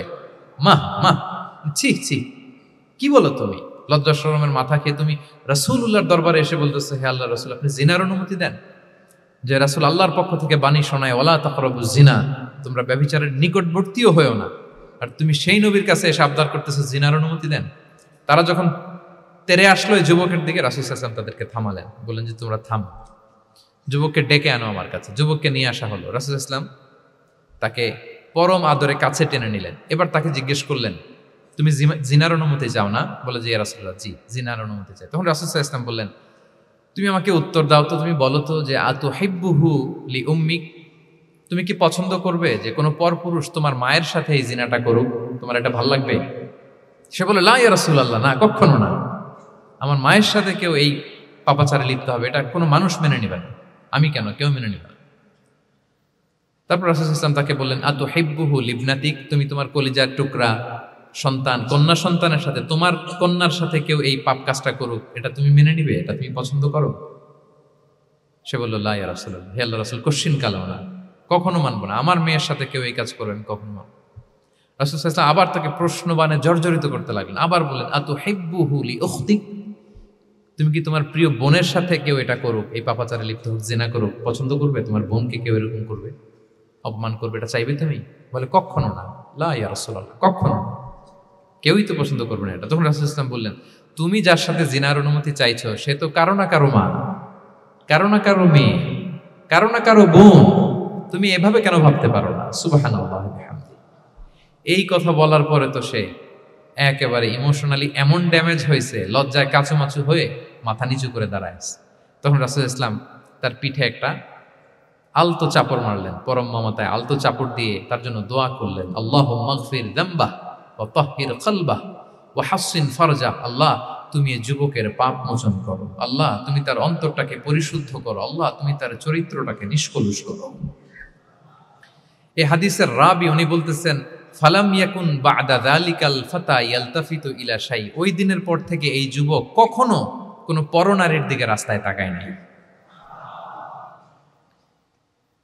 এই ইমোশনালি যখন তাকে দুর্বল করা হলো, তাকে যখন এইভাবে রাসূল সাল্লাল্লাহু আলাইহি ওয়াসাল্লাম প্রেজেন্টেশন করলেন, হাদিসের বর্ণনাকারী বলেন এরপরে আমরা কোনোদিন তাকে পরনারীর দিকে তাকাতে দেখি নাই। তার হৃদয়টাকে আল্লাহ তাআলা পরিশুদ্ধ করে দিলেন। রাসূল সাল্লাল্লাহু আলাইহি ওয়াসাল্লাম ওয়ায়ুযাক্কিহিম, কিভাবে মানুষকে পরিশুদ্ধ করতে দেখেন, কিভাবে তার আবেগ অনুভূতিকে নাড়িয়ে তার চিন্তার জগতে আলোড়ন সৃষ্টি করে তাকে এমনভাবে কাবু করলেন যে রাসূল সাল্লাল্লাহু আলাইহি ওয়াসাল্লাম যেই দিকে তাকে গাইড করতেছে এখন সে সেদিকেই যেতে বাধ্য। সো এইটা আমাদেরকে করতে হবে, ইমোশনাল ইন্টেলিজেন্স কাজে লাগিয়ে মানুষের আবেগ অনুভূতিতে নাড়া দিয়ে যদি আপনি তাকে কোনো কথা, কোনো বার্তা, কোনো নাসিহাত করেন, তখন সেটা সে শোনে। এমন শুনে এমনভাবে সে হেদায়েতের পথে আসে যেটা আমরা কল্পনাও করতে পারি না। তাহলে এটা যেন আমরা করি, এটা খুবই প্রোডাক্টিভ, এটা খুবই ইফেক্টিভ, এটা খুবই ফ্রুটফুল, কাজে দেয় মানুষকে ইমোশনালি তাকে দেওয়া। এই পয়েন্টটা বুঝতে পেরেছেন তো সবাই, না? আলহামদুলিল্লাহ। 6 নাম্বার মেথোডোলজি হচ্ছে দাওয়া should be full of love. দাওয়া বললে এটার সাথে লাভ থাকতে হবে, লাভ, ভালোবাসা। যদি আপনি দাওয়া বলেন, এখানে লাভ থাকতে হবে। ইট কামস উইথ লাভ, ভালোবাসা। ভালোবাসা দিয়ে আপনি মানুষের হৃদয় জয় করতে হবে। আমরা দায়ীরা অনেক সময় বেশি জাজমেন্টাল হয়ে যাই। আরব শায়েকরা বলে যে নাহনু দুআত লাসনা কুদাত, আমরা দায়ী, আমরা জাজ নই, উই আর নট জাজেস। আমাদের অনেক দায়ীরা আমরা ভুল করে ফেলি। আমরা বলি যে ও খারাপ, ও এইটা, ও জাহান্নামী, ও খারিজ। এরকম আমরা সবাইকে নাকচ করি। মনে হয় যেন সবাইরে জাহান্নামে পাঠাই, আমি একা জান্নাতে যেতে পারলেই সফল। আচ্ছা বলেন তো, সব গেল জাহান্নামে, আপনি একা শুধু জান্নাতে, ভাল লাগবে আপনার? এই যে আজকে আমরা এখানে সবাই ছাত্র, শিক্ষক, ডিস্টিংগুইশ গেস্টরা, উপরে আমাদের বোনরা, কত ভাল লাগতেছে না? ধরেন যে 2500 সিটিং ক্যাপাসিটির এই চীন মৈত্রী সম্মেলন কেন্দ্রে কেউ নাই, শুধু আপনি একা। এই বিশাল হল রুমে কেউ নাই, আপনি একা, ভাল লাগবে? তো সবাইকে জাহান্নামে পাঠিয়ে শুধু আমি জান্নাতে গেলে এটা আমার ভাল লাগবে না। ওই জান্নাতে আমরা কিভাবে আমাদের জান্নাতের দলকে ভারী করতে পারি, এই চেষ্টাটা আমাদের বেশি বেশি করতে হবে, কি বলেন? তাহলে দাওয়া should be full of love. কারণ ভালোবাসা দিয়ে যা জয় করা যায়, কঠোরতা দিয়ে তা পারা যায় না। ভালোবাসা দিয়ে আপনি যেটা করতে পারবেন, কঠোরতা দিয়ে কখনো সেটা করতে পারবেন। আসুন আমরা হাদিস থেকে শুনি, সিরাত থেকে শুনি। আল্লাহর হাবিব সাল্লাল্লাহু আলাইহি ওয়াসাল্লাম মসজিদে নববীতে বসে আছেন সাহাবাদেরকে নিয়ে। হঠাৎ এক বেদুইনের আগমন। বেদুইন মানে যার মধ্যে নগর জীবনের কোনো নিয়ম কানুন সে দেখেনি, জানে না, বোঝে না। সিভিলাইজেশন বলতে যেটা বুঝি, ভদ্রতা, কার্টিসি, ম্যানার, এটা সে শিখেনি। এরকম এক বেদুইন অনেক দূর পল্লী থেকে মদিনার মসজিদে নববীতে এসেছে, কিন্তু সে ইসলাম ধর্ম গ্রহণ করেছে, মুসলিম। তো মসজিদে ঢুকে সে 2 রাকাত নামাজ পড়তেছে। এসে যে রাসূলকে সালাম দিবে, কথা, ওই কার্টিসিটাও নাই। রাসূল সাল্লাল্লাহু আলাইহি ওয়াসাল্লাম বসা ওইদিকে সাহাবাদের নিয়ে, সে তার মতো এসে এক জায়গায় মসজিদের সাথে তার উট বেঁধে সে 2 রাকাত নামাজ পড়ে দোয়া করতেছে আল্লাহর কাছে। কি দোয়া জানেন? দোয়ার মধ্যেও কাটিসি নাই। দোয়াতে বলে, ইয়া আল্লাহ, আল্লাহুম্মা আরহামনি ওয়ারহাম মুহাম্মাদা ওয়ালা তারহাম মা'ানা আহাদা। মানে আল্লাহ, তুমি শুধু আমারে রহম করো আর মুহাম্মদ সাল্লাল্লাহু আলাইহি ওয়াসাল্লামের রহম করো, আমাদের সাথে আর কাউরে রহম করো না তুমি। বেদুইন, তার মধ্যে আদাবু দোয়া, দোয়ার যে একটা এটিকেটস আছে, এটা তো তার জানা নাই। দোয়ায় অন্যদের জন্য দোয়া করলে যে নিজের লাভ, এটা সে জানতো না। আমি যদি বলি যে আল্লাহ এই ভাইদেরকে তুমি কবুল করো, তখন ফেরেশতারা বলে আল্লাহ যিনি দোয়া করতেছে আগে তাকে তুমি কবুল করো। কেউ অসুস্থ, আমি যদি বলি আল্লাহ আমার এই ভাইকে তুমি সুস্থ করো, আল্লাহর ফেরেশতারা বলে আল্লাহ যিনি দোয়া করলেন আগে তার রোগ বালাই থাকলে আগে তাকে সুস্থ করো। এই যে দোয়ার এটিকেটস, আদাব ও দোয়া, এটা সে জানতো না। সে দোয়া করতেছে আল্লাহুম্মা আরহামনি ওয়ারহাম মুহাম্মাদা ওয়ালা তারহাম মা'ানা আহাদা, শুধু আমারে রহম করো, মুহাম্মদ সাল্লাল্লাহু আলাইহি ওয়াসাল্লাম রহম, আর কাউরে না। তো রাসূল সাল্লাল্লাহু আলাইহি ওয়াসাল্লাম দূর থেকে দেখতেছেন এই দোয়া, আর বলতেছেন যে হায় রে, একটা প্রশস্ত জিনিসকে সে সংকীর্ণ বানায় ফেললো। আল্লাহর কাছে কি রহমের কোনো কমতি বা ঘাটতি আছে? নাই। সে তো দোয়াতে সবাইকে ইনক্লুড করতে পারতো। তো রাহমাতাল লিল আলামিন আল্লাহর হাবিব সাল্লাল্লাহু আলাইহি ওয়াসাল্লাম তিনি বুঝতে পেরেছেন যে এই লোকটা আসলে বেদুইন, তার মধ্যে ওই কার্টিসি নাই। তো তিনি ফলো করতে লাগলেন যে দেখি লোকটা কি করে। তো লোকটা দোয়া টোয়া করেই এবার যে মসজিদের এক কর্নারে বসে ওখানেই পেশাব করা শুরু করলো। মানে কোনো কার্টিসি, নিয়ম, ভদ্রতা তার জানা নাই। তো তাকে পেশাব করতে দেখে বাকি লোকেরা তো তাকে ধরতে গেল, মারতে গেল। রাসূল সাল্লাল্লাহু আলাইহি ওয়াসাল্লাম বললেন, দাউ, রাখো রাখো, আরে থামো থামো, ওকে কাজ সারতে দাও, ওকে ওর কাজ সারতে দাও। কারণ আপনারা এটা ভালো জানেন যে ওয়াশরুম সারা অবস্থায় যদি কেউ বাইরে থেকে জোরে ডাক দেয় তাহলে অবস্থা খারাপ আছে, ঠিক কিনা বলেন? কেউ টয়লেট সারতেছে ওয়াশরুমে, তখন যদি আপনি জোরে নক করেন এটা তার ক্ষতি হয়, কারণ আগে তাকে ওইটা পাস করতে হবে স্মুথলি। এটাও একটা এটিকেটস যে কেউ ওয়াশরুমে গেল, আমাকেও যেতে হবে, তো আমি যে বারবার ডিস্টার্ব না করে ওখানে একটু পায়চারা করতে পারি, একটু হালকা মৃদু শব্দে কাশে দিতে পারি, বা আমি যে বাইরে আছি, সামওয়ান ইজ ওয়েটিং আউটসাইড, এটা তাকে বুঝাতে পারি। কিন্তু অনেকে যে কি করে, ধাম ধাম করার যখন শুরু করে, ওই বেচারার তো অবস্থা টাইট। এটা যেন আমরা না করি, এই শিক্ষাটা কিন্তু এই হাদিস থেকে পাই। রাসূল সাল্লাল্লাহু আলাইহি ওয়াসাল্লাম বললেন, দাউ দাউ, রাখো রাখো, আরে ছাড়ো ছাড়ো, ও তো এখন করতেছে, ইউরিন পাস করতেছে, রাখো, ওটাও সারুক, আগে সারুক, আমরা পরে ডিল করি। তো সবাইকে তিনি থামালেন, ও সারল। এবার রাসূল সাল্লাল্লাহু আলাইহি ওয়াসাল্লাম বললেন, এবার তোমরা যে ওয়াহারিকু আলা বাউলিহি সাজলান মিন মা, যেহেতু মসজিদে নববীর ফ্লোর ছিল বালুর ফ্লোর, শুকিয়ে যাবে, বললেন যে ওর পেশাব করা জায়গার উপর 1 বালতি পানি ঢেলে দাও। সাহাবারা দিল। আর এই বেদুইন লোককে রাসূল সাল্লাল্লাহু আলাইহি ওয়াসাল্লাম কাছে টেনে নিলেন, যে তাকে খুব ভালোবাসা দিয়ে বললেন, কি অবস্থা তোমার, কোত্থেকে আসছো, সব খোঁজ খবর নিয়ে বললেন যে তুমি যে এইখানে নামাজ পড়লা, এরপরে আবার এই কাজটা সারলা, তুমি কি জানো এইখানে আল্লাহর জিকির করা হয়, এটা আমাদের এবাদত গাহ, এখানে আমরা রবের জিকির করি, তার কাছে ফরিয়াদ করি, সবাই মিলে এই কমিউনিটির সবাই এখানে আসে, এই কমিউনিটির, মদিনার কমিউনিটির সবাই মিলে নারী পুরুষ নির্বিশেষে আমরা এসে এখানে আল্লাহর কাছে ফরিয়াদ করি, দোয়া করি, এবাদত করি, কোরআন তেলাওয়াত করি, এটা আমাদের এবাদত গাহ। এইখানে কি এমন কাজটা করা তোমার ঠিক হলো? সে তো লজ্জায় কাচুমাচু হয়ে রাসূল সাল্লাল্লাহু আলাইহি ওয়াসাল্লামের কাছে ক্ষমা চেয়ে গেছে। সুবহানাল্লাহ বিহামদি। একটা কঠিন পরিস্থিতিকে ভালোবাসা দিয়ে রাসূল সাল্লাল্লাহু আলাইহি ওয়াসাল্লাম কোথায় নিয়ে যেতেন, এটাকে পুরো হিস্ট্রি পাল্টে দিতেন, সিনারিও পাল্টে দিতেন। সাহাবারা অবাক হলো, তারাও শিখলো যে না, এরকম করা যাবে না। তখন তাকে এইভাবে ডিল করলেন। আর সাহাবারা যারা রাগারাগি করেছিল, সাহাবীদেরকে রাসূল সাল্লাল্লাহু আলাইহি ওয়াসাল্লাম বললেন, ফাইন্নামা বুইসতুম মুয়াসসিরিন ওয়া লাম তুবআসু মুআসসিরিন। মনে রেখো, তোমরা সহজপন্থী হয়ে প্রেরিত হয়েছ, তোমরা কঠিন কট্টরপন্থী হয়ে, জটিলপন্থী হয়ে প্রেরিত হও নাই। তোমরা কোনো কাজকে জটিলভাবে সমাধানের দিকে যেও না, সহজ করে সলভ করবা। সুবহানাল্লাহ, সুবহানাল্লাহ বিহামদি। তাহলে দেখেন, ভালোবাসা দিয়ে রাসূল সাল্লাল্লাহু আলাইহি ওয়াসাল্লাম ওই বেদুইনকে যেভাবে আদব শিক্ষা দিলেন, তার হৃদয় জয় করলেন, কঠোরতা দিয়ে পারা যেত? বলেন তো, পারা যেত? পারা যেত না। তো 6 নাম্বার দাওয়া মেথোডোলজি হচ্ছে, দাওয়া should be full of love, full of love, full of well wishes. আপনি শুভকামনা, ভালোবাসা, এটা দিয়ে আপনি মানুষের হৃদয়ে যতটুকু জায়গা পাবেন, কঠোরতা দিয়ে পাবেন না। আরেকটা ছোট্ট উদাহরণ দেই। সুমামা ইবনে উসাল রাদিয়াল্লাহু তাআলা আনহু, উনি ইয়ামামার অধিপতি ছিলেন, অধিপতি। রাসূল সাল্লাল্লাহু আলাইহি ওয়াসাল্লামকে হত্যা করতে এসেছিলেন গোপনে। কি করতে? হত্যা করতে। কি করতে বলেন সবাই? হত্যা করার জন্য এসেছিলেন। কিন্তু দুর্ভাগ্যক্রমে হত্যা করতে এসে সে ধরা পড়ে গেছে সাহাবীদের হাতে, হত্যা করতে পারে নাই সুমামা ইবনে উসাল। তো সাহাবীরা তাকে ধরে মসজিদে নববীর পিলারের সাথে বেঁধে রাখলো, বেঁধে রাসূল সাল্লাল্লাহু আলাইহি ওয়াসাল্লামকে ডাকলো। তারা বলল যে, ইয়া রাসূলুল্লাহ, দেখেন ইয়ামামা থেকে আসছে সুমামা ইবনে উসাল আপনাকে হত্যা করবার জন্য, তাকে আমরা ধরে ফেলেছি, আমরা বেঁধে রেখেছি। রাসূল সাল্লাল্লাহু আলাইহি ওয়াসাল্লাম তার কাছে যে তার খোঁজ খবর নিলেন প্রথম দিন, এবং তার সামনে যথারীতি তাওহীদ এবং রিসালার দাওয়াত দিলেন।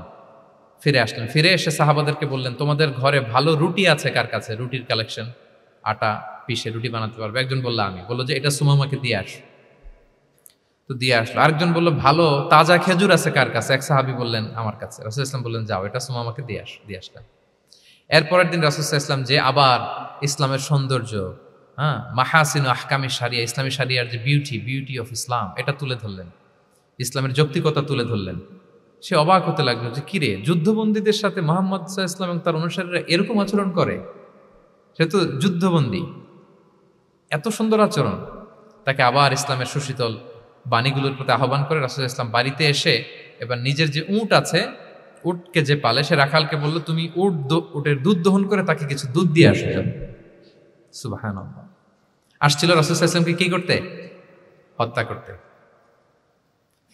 তো তাকে ওটের গরম দুধ দিয়ে আসা হলো, সে পেট ভরে খেলো। তৃতীয় দিন এবার রাসূল সাল্লাল্লাহু আলাইহি ওয়াসাল্লাম যে ইসলামের যে ভবিষ্যৎ, ইসলাম মানলে যে জান্নাতে থাকা যাবে, এগুলো সব বললেন, এবং তাকে আরো অনেক মেহমানদারি করলেন, আপ্যায়ন করলেন। 3 দিন যখন রাসূল সাল্লাল্লাহু আলাইহি ওয়াসাল্লাম ইসলামকে তার সামনে এভাবে প্রেজেন্ট করলেন, আপ্যায়ন করলেন, ভালো আচরণ দেখালেন, সে অবাক হয়ে গেল। আল্লাহ তাআলা তার হৃদয়টাকে নূর দিয়ে আলোকিত করে দিলেন। 3 দিন পর রাসূল সাল্লাল্লাহু আলাইহি ওয়াসাল্লাম সাহাবীদেরকে ডেকে বললেন, যাও সুমামা ইবনে উসালের হাত পাগুলো যে রশি দিয়ে বেঁধে রেখেছো ছেড়ে দাও, রশিগুলো খুলে দাও। সাহাবারা বলেন কি ইয়া রাসূলুল্লাহ, সে তো খুনি, সে সুযোগ পেলেই তো অ্যাসাসিনেট করতো, তার হাতের রশি খুলে দিত, আপনাকে মেরে ফেলবে। আল্লাহ রাসূল সাল্লাল্লাহু আলাইহি ওয়াসাল্লাম বললেন, না, আমি যা জানি তোমরা সেটা জানো না, যেটা বলেছি তাই করো। মসজিদে নববীর পিলারের সাথে তাকে যে বেঁধে রেখেছো, রশি খুলে দাও, হাত পা খুলে দাও। আল্লাহর হাবিব সাল্লাল্লাহু আলাইহি ওয়াসাল্লামের নির্দেশ মোতাবেক সাহাবারা ওনার হাত খুলে দিলেন, পা খুলে দিলেন। সুমামা ইবনে উসাল কারোর সাথে কথা না বলে, তার বাড়ি তো ইয়ামামা, সেখানেও ফিরে গেলেন না, অন্য কোনো শহরেও গেলেন না। তিনি মদিনা থেকে অনতি দূরে একটা খেজুরের বাগান আছে, ওখানে কুয়া আছে, উনি যে ওই কুয়ার পানি দিয়ে গোসল করলেন। গোসল করে পবিত্র হয়ে মসজিদে নববীতে রাসূল সাল্লাল্লাহু আলাইহি ওয়াসাল্লামের কাছে ফিরে আসলেন, আর এসেই ঘোষণা দিলেন, আশহাদু আল্লা ইলাহা ইল্লাল্লাহ ওয়া আশহাদু আন্না মুহাম্মাদার রাসূলুল্লাহ। সুবহানাল্লাহ, সুবহানাল্লাহ। তিনি বললেন যে আমি সাক্ষ্য দিচ্ছি আল্লাহ ছাড়া কোনো ইলাহ নেই, আরো সাক্ষ্য দিচ্ছি যে মুহাম্মদ আপনি আল্লাহর প্রেরিত বান্দা এবং রাসূল। এবার তিনি বললেন, মুহাম্মদ, আপনার চেহারার চাইতে অপছন্দের চেহারা পৃথিবীতে আর দ্বিতীয়টা আমার কাছে ছিল না, কিন্তু আজকের পর থেকে আপনার চেয়ে প্রিয় চেহারা, আপনার চেহারার চেয়ে প্রিয় কোনো চেহারা আমার কাছে আর নাই। ইসলামের চেয়ে অপছন্দনীয় ধর্ম আমার কাছে আর ছিল না, কিন্তু আজ থেকে ইসলামের চেয়ে পছন্দনীয় কোনো ধর্ম আমার কাছে নাই। মদিনার চেয়ে অপছন্দের শহর আমার কাছে ছিল না, তো আজ থেকে মদিনার চেয়ে কোনো প্রিয় শহর আমার কাছে নাই। সুবহানাল্লাহ। উনি গমের বড় ডিলার ছিলেন, গম ব্যবসা করতেন। উনার থেকে গম নিয়ে মক্কায় মুশরিকরা চলতো। তিনি ঘোষণা দিলেন, আজকে থেকে আমার এলাকার কোনো গম মক্কায় যাবে না। এবার মক্কাবাসী পড়ছে বিপদে, গম ছাড়া তো তারা খেতেও পারবে না। তারা আল্লাহর হাবিব সাল্লাল্লাহু আলাইহি ওয়াসাল্লামের কাছে চিঠি লিখে পাঠালেন যে, মুহাম্মদ, তোমার এই যে নতুন অনুসারী, সে যদি গম না দেয় আমাদের তো অবস্থা খারাপ। তুমি দয়া করে এই গমের সাপ্লাই আবার যাতে সে চালু করে তুমি একটু বলে দাও। আল্লাহর হাবিব সাল্লাল্লাহু আলাইহি ওয়াসাল্লাম আবার সুমামা ইবনে উসালকে বলে দিলেন, আবার সে সাপ্লাই চালু করলো। সুবহানাল্লাহ বিহামদি। এবং তিনি প্রথম তালবিয়া পাঠ করে উমরা করেছিলেন। তাহলে দেখেন, আসলো খুনি হয়ে, আসলো কি হয়ে? খুনি হয়ে, আর ফিরে গেল নবী প্রেমিক হয়ে। সুবহানাল্লাহ। এটা কিভাবে সম্ভব হয়েছে? রাসূল সাল্লাল্লাহু আলাইহি ওয়াসাল্লামের উদারতা, ভালোবাসা। তাহলে আপনি যদি দাওয়ার কথা বলেন আমাকে, দাওয়া should be full of love.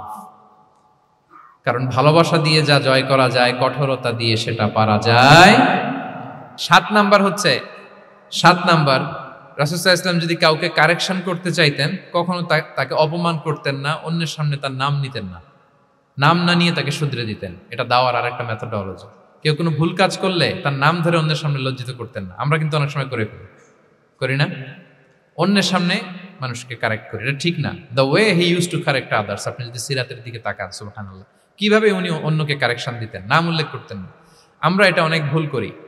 আমি এই জন্য খুব দুঃখিত এবং লজ্জিত। আমাদের দাওয়া অঙ্গনে আপনি ইউটিউব খুললে দেখবেন যে অনেক দায়ীরা, এক দায়ী আরেক দায়ীকে তুচ্ছ-তাচ্ছিল্য করছে, তার নাম নিয়ে তাকে ছোট করা, তাকে খারিজ করা, তাকে নাকচ করা, সে জাহান্নামী, সে কাফের, সব ইসলামের ঠিকাদারি উনি একা নিজে নিয়ে বসে আছে, আর বাকি যা আছে সব খারিজ।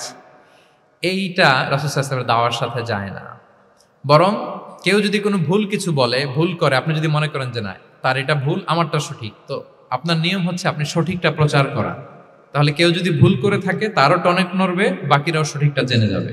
এটা হচ্ছে রাসূল সাল্লাল্লাহু আলাইহি ওয়াসাল্লামের দাওয়া মেথোডোলজি। তিনি কখনো কারো নাম ধরে অন্যের সামনে, মানুষের সামনে তাকে লজ্জা দিতেন না, তাকে কারেক্ট করতে যেতেন না। এটা ছিল রাসূল সাল্লাল্লাহু আলাইহি ওয়াসাল্লামের বৈশিষ্ট্য। আসুন আমরা সিরাত থেকে দেখি, হাদিস থেকে দেখি। আল্লাহর হাবিব সাল্লাল্লাহু আলাইহি ওয়াসাল্লাম উনি রাতে দিনে কি কি আমল করতেন, গোপন আমল, এগুলো জানার জন্য 3 জন সাহাবী রাসূল সাল্লাল্লাহু আলাইহি ওয়াসাল্লামের স্ত্রীদের কাছে গেলেন। যে জিজ্ঞেস করলেন যে আপনারা আমাদেরকে বলুন যে রাসূল সাল্লাল্লাহু আলাইহি ওয়াসাল্লাম রাতে কি আমল করে, দুপুরে কি আমল করে, বিকেলে কি আমল করে।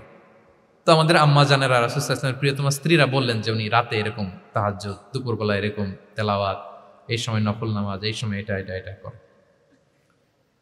আল্লাহর হাবিব সাল্লাল্লাহু আলাইহি ওয়াসাল্লামের পুরো আমলের ফিরিস্তি যখন শোনানো হলো, কাআন্নাহুম তাকাল্লুহা, তাদের কাছে এটা একটা কম মনে হলো পরিমাণে, তারা ভাবছিল হয়তো আরো বেশি করে। তখন তাদের একজন বলল, আরে আইনা নাহনু মিন রাসূলিল্লাহ, কই রাসূল সাল্লাল্লাহু আলাইহি ওয়াসাল্লাম, কই আমরা। রাসূল সাল্লাল্লাহু আলাইহি ওয়াসাল্লামের ব্যাপারে আল্লাহ বলেছেন, কদ গুফিরা লাহু মা তাকাদ্দামা মিন যামবিহি ওয়া মা তাআখার, রাসূল সাল্লাল্লাহু আলাইহি ওয়াসাল্লামের আগের পরের সব গুনাহ মাফ। আদতে তো ওনার কোনো গুনাহই নাই, তারপরও একটা স্পেশাল স্ট্যাটাস হচ্ছে আপনার আগের পরের সব গুনাহ মাফ। তো তারা বলল, যেই মহান ব্যক্তির, যেই নবীর আগের পরের সব গুনাহ মাফ বলে ঘোষণা দেওয়া হয়েছে, তার সাথে তো আমাদের তুলনা করলে হবে না, আমাদের তো বেশি আমল করতে হবে। রাসূল সাল্লাল্লাহু আলাইহি ওয়াসাল্লাম হয়তো এই জন্য এই স্ট্যান্ডার্ড মেনটেন করেন না, এরকম করলে তো আমরা মাফ পাবো না আল্লাহর কাছে। ভালো চিন্তা থেকেই তারা ভাবছেন যে না, আমাদের আমল আসলে কম হয়ে যাচ্ছে, বাড়াইতে হবে। রাসূল সাল্লাল্লাহু আলাইহি ওয়াসাল্লামের কথা ভিন্ন, আমাদের বাড়াইতে হবে। তো কি করতে হবে? একজন বলল, আজকে থেকে আমি সারা রাত নফল নামাজ পড়বো, সারা রাত ঘুমাবো না। নিয়ত করে ফেলছে, আমি সারা রাত নফল নামাজ, এশার পর থেকে যে নফল শুরু হবে ফজর পর্যন্ত, ঘুমটম নাই। আচ্ছা, গেল। আরেকজন বলল, আমি সারা বছর রোজা রাখবো, কালকে থেকে যে রোজা ধরবো আর ভাঙবো না, সারা বছর। আচ্ছা। আরেকজন বলল, আমার কয়েকজন স্ত্রী আছে, আমি আর স্ত্রীদের কাছে যাব না, আমি এখন থেকে সন্ন্যাসী, বৈরাগী জীবন যাপন করব, আমি আর কোনো নারীর কাছে যাচ্ছি না। তো এই ঘোষণা যখন তারা দিয়ে ফেলছে, এটা রাসূল সাল্লাল্লাহু আলাইহি ওয়াসাল্লামের কান পর্যন্ত যেয়ে পৌঁছালো। আল্লাহর হাবিব সাল্লাল্লাহু আলাইহি ওয়াসাল্লাম এটা শুনে ফেললেন। শুনে রাসূল সাল্লাল্লাহু আলাইহি ওয়াসাল্লাম এটা অপছন্দ করলেন, কারণ এটা তো রাইট ট্র্যাক না, ওনারা ভুল করতেছে। তো একটা ভরা মজলিসে রাসূল সাল্লাল্লাহু আলাইহি ওয়াসাল্লাম বললেন, আনতুমুল্লাযীনা কুলতুম কাযা ওয়া কাযা, শুনলাম তোমাদের মধ্যে কে কে নাকি এমন এমন বলছো। সুবহানাল্লাহ। তিনি বলতে পারেন, এই আব্দুল্লাহ দাঁড়াও, এই আব্দুর রহমান স্ট্যান্ড আপ, এই দাঁড়াও, তুমি নাকি এটা বলছো, তুমি এটা বললে তো ওনারা লজ্জা পেতেন না? সবার সামনে লজ্জা পেতেন। উনি এটা না করে কাজ হাসিল হয়ে যাচ্ছে, বললেন আনতুমুল্লাযীনা কুলতুম কাযা ওয়া কাযা। অনেক বর্ণনা এরকম পাওয়া যায়, মা বালু আখওয়ালিন আকওয়ামিন ইয়াফআলুনা কাযা ওয়া কাযা, মা বালু আকওয়ামিন ইয়াকুলুনা কাযা ওয়া কাযা। তাদের কি হলো, তারা এমন এমন বলে, তাদের হলোটা কি, তারা এমন এমন বলে। এইভাবে তিনি শুধরে দিতেন। তো বললেন, তোমাদের মধ্যে কেউ কেউ নাকি এটা বলে এটা বলে। ওই তিনজনের তো টনক নড়ে গেছে, আর বাকিরা শুনতেছে। তখন রাসূল সাল্লাল্লাহু আলাইহি ওয়াসাল্লাম বললেন, না, এটা ঠিক নয়। আমি তোমাদের মধ্যে থেকে সবচেয়ে বেশি মুত্তাকি, সবচেয়ে বেশি বুজুর্গ। ওয়াল্লাহি ইন্নী লা আখশাকুম লিল্লাহি ওয়া আতকাকুম লাহু। আমি তোমাদের মধ্যে থেকে আল্লাহকে সবচেয়ে বেশি ভয় পাই। বলেন তো, রাসূল সাল্লাল্লাহু আলাইহি ওয়াসাল্লামের চেয়ে বেশি আল্লাহকে ভয় পাওয়া কারো পক্ষে সম্ভব? আল্লাহর হাবিব সাল্লাল্লাহু আলাইহি ওয়াসাল্লামের চেয়ে বেশি মুত্তাকি হওয়া কারো পক্ষে সম্ভব? আমার নবীর চাইতে শ্রেষ্ঠ হওয়া সম্ভব? তার যে স্ট্যান্ডার্ড ইবাদতের, এটারে ছাড়া যাওয়া সম্ভব? সম্ভব না। তো তিনি বললেন যে আমি রাত্রিবেলা ঘুমাই আসার পরে, আবার শেষ রাতে তাহাজ্জুদও করি। ঘুমও আছে, নামাজও আছে, ব্যালেন্স। আমি সোম বৃহস্পতিতে রোজা রাখি, সপ্তাহের বাকি দিনগুলোতে খাই। আবার আমার অনেক 9 জন স্ত্রী তো অ্যাট এ টাইমে ছিল, আমি স্ত্রীদের সাথে মেলামেশাও করি। তো আমি এগুলো সব ঠিক রেখে আল্লাহর সবচেয়ে প্রিয় মুত্তাকি হইতে সমস্যা হলো না। তোমাদের এত সমস্যা কোথায়? তোমাদের সমস্যা কোথায়? আমার চেয়ে শ্রেষ্ঠ যদি কেউ কিছু করতে চাও, এটা হবে না। আমি হচ্ছি স্ট্যান্ডার্ড। সুবহানাল্লাহ। দেখেন, এইভাবে যখন বললেন, ঠিক করে দিলেন যে তোমরা কে কে জানি এরকম নিয়ত করছে, এটা ভুল করেছে, বরং শুদ্ধ হবে এটা। ওই তিনজনের টনক নড়ে গেছে, তারা শুধরে নিয়েছেন, আর বাকিরা সঠিক মেসেজটা, সঠিক নির্দেশনাটা জেনে গেল। তাহলে ওনাদেরকে কারেকশন করা হয়ে গেছে না অলরেডি? বলেন তো, ওনারা যে ভুল করছে কারেকশন হয়েছে কিনা? কিন্তু তাদেরকে অপমান করা হয়েছে। এই ভুলটা আমরা অনেক সময় করি। অন্যের সামনে, কখন নিজের ছেলেকে, নিজের স্ত্রীকে, বন্ধুকে অন্যের সামনে এইভাবে আমরা যেন কারেক্ট না করি। কাউকে সংশোধন করতে চাইলে আল্লাহর হাবিব সাল্লাল্লাহু আলাইহি সাল্লামের দেখানো পথেই যেন আমরা সংশোধন করি। এটা হচ্ছে এই হাদিসের 1 নম্বর শিক্ষা। আরেকটা শিক্ষা হচ্ছে ব্যালেন্স লাইফস্টাইল, ব্যালেন্স অ্যাপ্রোচ আমরা জানলাম। অনেকে মনে করে, আমার পরিচিত কয়েকজন লোক আছে, আমি বলছি, তারা থামাইছে কিনা জানি না, আমার কাছে এসে শোনাইতেছে, হুজুর আমি সারা বছর রোজা রাখি। তো আমি বলছি, আপনারা বলছে কি সারা বছর রোজা রাখতে? সারা বছর তো রোজা রাখা নিষেধ, এটাকে সওমে বিসাল বলে, এটা নিষেধ। বরং সবচেয়ে বেশি যদি কেউ রাখতে চায়, রাসূল সাল্লাল্লাহু আলাইহি ওয়াসাল্লাম বলছে, তাহলে সওমুল্লাহি দাউদ, সিয়ামু দাউদ, দাউদ আলাইহিস সালামের রোজা। এর চেয়ে বেশি না। একদিন রাখবা, আরেকদিন ভাঙবা, একদিন রাখবা, আজকে রোজা রাখলে কালকে খাবেন, কালকে রাখবেন, এরপরের দিন রাখবেন, এরপরের দিন ভাঙবেন। এর চেয়ে বেশি রাখা যায় না। লাগাতার রোজা রাখা নিষেধ। লাগাতার 6 মাস, 5 মাস, সারা বছর অনেকে রোজা রাখে, এটা না জানার কারণে। তাহলে এই যে ইসলামের যে ব্যালেন্স লাইফস্টাইল, এটা আমরা জানলাম। কাউকে কিভাবে শুধরে দিতে হবে, কারেক্ট করতে হবে, কারেকশনের ওয়ে, এটা আমরা জানলাম। আরেকটা হচ্ছে ইসলাম যে the combination of material and spiritual life, এইটার একটা তথ্য আমরা জানলাম যে আপনার এই দুনিয়াও লাগবে, আপনার আখিরাতও লাগবে। আপনি সব ছেড়ে দিয়ে শুধু আল্লাহর রাস্তায় চলে গেলে ওইটা ইসলাম শিখায় নাই। ইসলাম যে আমাদেরকে ফরিয়াদ শিখায়, প্রার্থনা শিখায়, রব্বানা আতিনা ফিদ দুনিয়া হাসানা ওয়া ফিল আখিরাতি হাসানা ওয়া কিনা আযাবান নার। হে আল্লাহ, আপনি দুনিয়াতেও হাসানা দেন, আখিরাতেও হাসানা দেন। আগে চাইছি কোনটা, আখিরাত না দুনিয়া? রব্বানা আতিনা ফিল আখিরাতি হাসানা ওয়া ফিদ দুনিয়া হাসানা, এরকম নাকি রব্বানা ফিদ দুনিয়া হাসানা? দেখেন, দুনিয়াটা আগে, দুনিয়াটা আগে। সো ব্যালেন্স, এই ভারসাম্য রাখাটা, আমি আলোচনা শুরুই তো করেছি ওয়াসাতিয়া, মানে ভারসাম্যপূর্ণ। ইসলামের নেচারটা হচ্ছে ব্যালেন্সড অ্যাপ্রোচ। এটা আমরা এই হাদিস থেকে শিখতে পারি। আমাদের অনেকের এটাতে ঘাটতি আছে, অনেক জ্ঞানী, অনেক স্কলার, অনেক তার কিছু, কিন্তু তার মধ্যে ভারসাম্য এবং পরিমিতি বোধ নাই। পরিমিতি বোধ, ভারসাম্য, ব্যালেন্স লাইফস্টাইল, এটা অনেকে অ্যাডপ্ট করতে পারে না। এটা বছরের পর বছর সাধনা করতে হয়, অ্যাডপ্ট করে নিতে হয় নিজের সাথে। তাহলে 7 নাম্বার হচ্ছে, কাউকে শুধরে দিতে চাইলে আপনি কিভাবে শুধরে দিবেন, এটা আমরা জানলাম। তাকে সবার সামনে লজ্জা দিয়ে শুধরে দেওয়া যাবে? তাহলে কৌশলে তাকে শুধরে দিতে হবে। পারা যাবে তো ইনশাআল্লাহ? 8 নাম্বার হচ্ছে, এটা দায়ীদের জন্য অনেক বড় রিমাইন্ডার। সেটা হচ্ছে, আমরা যে দাওয়া দেই, এটা খেয়াল রাখতে হবে। আমি যা বলি ওটা সবার আগে অ্যাপ্লাই করতে হবে নিজের মধ্যে। আমরা অনেক সময় এটা করে ফেলি যে ভালো একটা হাদিস শুনলে, কোরআনের আয়াত শুনলে, একটা কিছু শুনলে মনে করি যে এগুলো এই সবার জন্য, মানে এটা বাদ, এখান থেকে শুরু, লাইনটা এখান থেকে শুরু, এইখান থেকে যারা আছে এই সবাই এগুলো পালন করবে, আমি এটার বাইরে। দেখুন, যার সাথেই কথা বলেন তার কোনো সমস্যা, তার দোষ, তার কিভাবে সেলফ ডেভেলপমেন্ট, আত্মোন্নয়ন, আত্মশুদ্ধি, শুদ্ধাচার, এগুলো নিয়ে কথা নাই। খালি বলি যে কি সমস্যা রে ভাই সমাজে, জানেন শেষ হয়ে গেল দেশটা। তারপর রাজনীতিতে সমস্যা, সমাজে সমস্যা, হুজুরদের মধ্যে সমস্যা, ওদের মধ্যে সমস্যা, শুধু সমস্যা, মানে উনি সব জায়গায় সমস্যা দেখতে পায়। কিন্তু বেসিকলি আপনি যখন সমস্যা নিয়ে কথা বলবেন, সবার আগে খেয়াল করতে হবে যে ওই সমস্যায় আমি আক্রান্ত কিনা। আমরা কেন যেন অন্যকে কাঠগড়ায় দাঁড় করাতে বেশি পছন্দ করি, কিন্তু নিয়ম হচ্ছে নিজেকে বারবার কাঠগড়ায় দাঁড় করানো, যে আমি ঠিক করতেছি কিনা, আসলে আমার মধ্যে শুদ্ধাচার আছে কিনা, আমার লেনদেন ঠিক আছে কিনা, আমার মধ্যে সততা আছে কিনা, do I live a decent life, আমি যা বলি আমি তা করি কিনা। এটা অনেক সময় আমরা ভুলে যাই। আমরা যা বলি সেটার জন্য আগে আমরা নিজে আমল করতে পারি। আল্লাহ তৌফিক দান করুন। আল্লাহ তাআলা বলছেন, ইয়া আইয়ুহাল্লাযীনা আমানু লিমা তাকুলুনা মা লা তাফআলুন, কেন তুমি সেটা বলো যেটা তুমি করো না, কেন সেটা বলো। সো আমরা যদি দাওয়া কাজ করতে চাই, আমি যে দাওয়াটা দিব বা নাসিহাত দিব বা বার্তাটা রাখবো, সবার আগে যেন এটা নিজের দিকে, ওই তীর যেন নিজের দিকে থাকে, যে না এটা আগে তোমার জন্য, আগে তুমি পালন করো, পাশাপাশি এটা সবার জন্য, এটা যেন আমরা করি। আল্লাহর হাবিব সাল্লাল্লাহু আলাইহি ওয়াসাল্লামের জীবনে যদি আমরা দেখি তাহলে দেখবো উনি যা বলতেন ওটা নিজে আগে বেশি করতেন। আল্লাহু আকবার। উনি ইবাদতের কথা বলতেন, আল্লাহর সামনে নিজেকে সঁপে দেওয়ার কথা বলতেন। আর নিজেকে কিভাবে সঁপে দিতেন দেখেন, তিনি যখন দোয়া করতেন নিজেকে ছোট করতে করতে তিনি আল্লাহরে বলতেন, আল্লাহুম্মা ইন্নী আবদুক ওয়া ইবনু আবদিক ওয়া ইবনু আমাতিক নাসিয়াতি বিয়াদিক, হে আল্লাহ আমি আপনার দাস, আল্লাহ আমি দাসের ঘরের দাস, দাসীর ঘরের দাস। মানে আমার পিতা আব্দুল্লাহ আপনার দাস, আমার মা আমিনা আপনার দাসী, সো আমরা সবাই আপনার গোলামের ঘরের গোলাম। এর চেয়ে তুচ্ছ ছোট নগণ্য করে কি আর আল্লাহর সামনে নিজেকে পেশ করা যায় বলেন?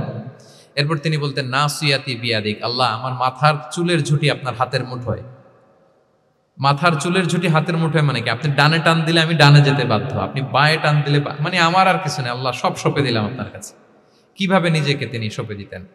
তাহাজ্জুদের সালাতে যখন রাতে দাঁড়াতেন, আম্মা জান আয়েশা রাদিয়াল্লাহু তাআলা আনহা বলেন, দাঁড়িয়ে থাকতে থাকতে পা দুইটা ফুলে যেত এরকম, হাত্তা তাতাফাত্তারা কদামা, খুব কষ্ট হতো আল্লাহ রাসূল সাল্লাল্লাহু আলাইহি ওয়াসাল্লামের। আম্মা জান আয়েশা বলতেন, ইয়া রাসূলুল্লাহ কদ গুফিরা লাকা মা তাকদ্দামা মিন যামবিকা ওয়া মা তাআখার, আল্লাহ তো বলেছেন আপনার সব গুনাহ মাফ, গুনাই তো নাই, তাও ঘোষণা সব গুনাহ মাফ, এত কষ্ট নিজের দেহের উপর নিজে কেন দেন? আল্লাহর হাবিব সাল্লাল্লাহু আলাইহি ওয়াসাল্লাম বলতেন, আফালা উহিব্বু আন আকুনা আবদান শাকুরা, হে আয়েশা এটা ঠিক আল্লাহ আমাকে মর্যাদা দিয়েছেন, কিন্তু আমি কি শুকরগুজার বান্দা হতে চাইব না? আল্লাহর নেয়ামতে যে আমি ভেসে বেড়াই, আল্লাহর নেয়ামতে যে আমি বেঁচে আছি, আল্লাহর অনুগ্রহের কারণে যে আমার এত সম্মান, সে আল্লাহর প্রতি আমি কি নিজেকে পেশ করব না? আফালা উহিব্বু আন আকুনা আবদান শাকুরা, আমি কি শুকরগুজার হব না? আমার রোলটা তো আমাকে প্লে করতে হবে, আমাকে তো উজাড় করে আমার রবের সামনে আমাকে উপস্থাপন করতে হবে। দেখেন, শুধু বলতেন না, করে দেখাতেন। রাতের সালাতে যখন কিয়ামুল লাইল করতেন, কাঁদতে কাঁদতে দাড়ি ভিজে যেত, কাঁদতে কাঁদতে হাত্তা বাল্লাল আরদা হাত্তা বাল্লা লিহিয়াতাহু হাত্তা বাল্লা হাজরাহু, কাঁদতে কাঁদতে জুব্বা ভিজে যেত। সিজদায় পরে যখন থাকতেন কাঁদতে কাঁদতে জমিন ভিজিয়ে ফেলতেন আল্লাহর হাবিব সাল্লাল্লাহু আলাইহি ওয়াসাল্লাম।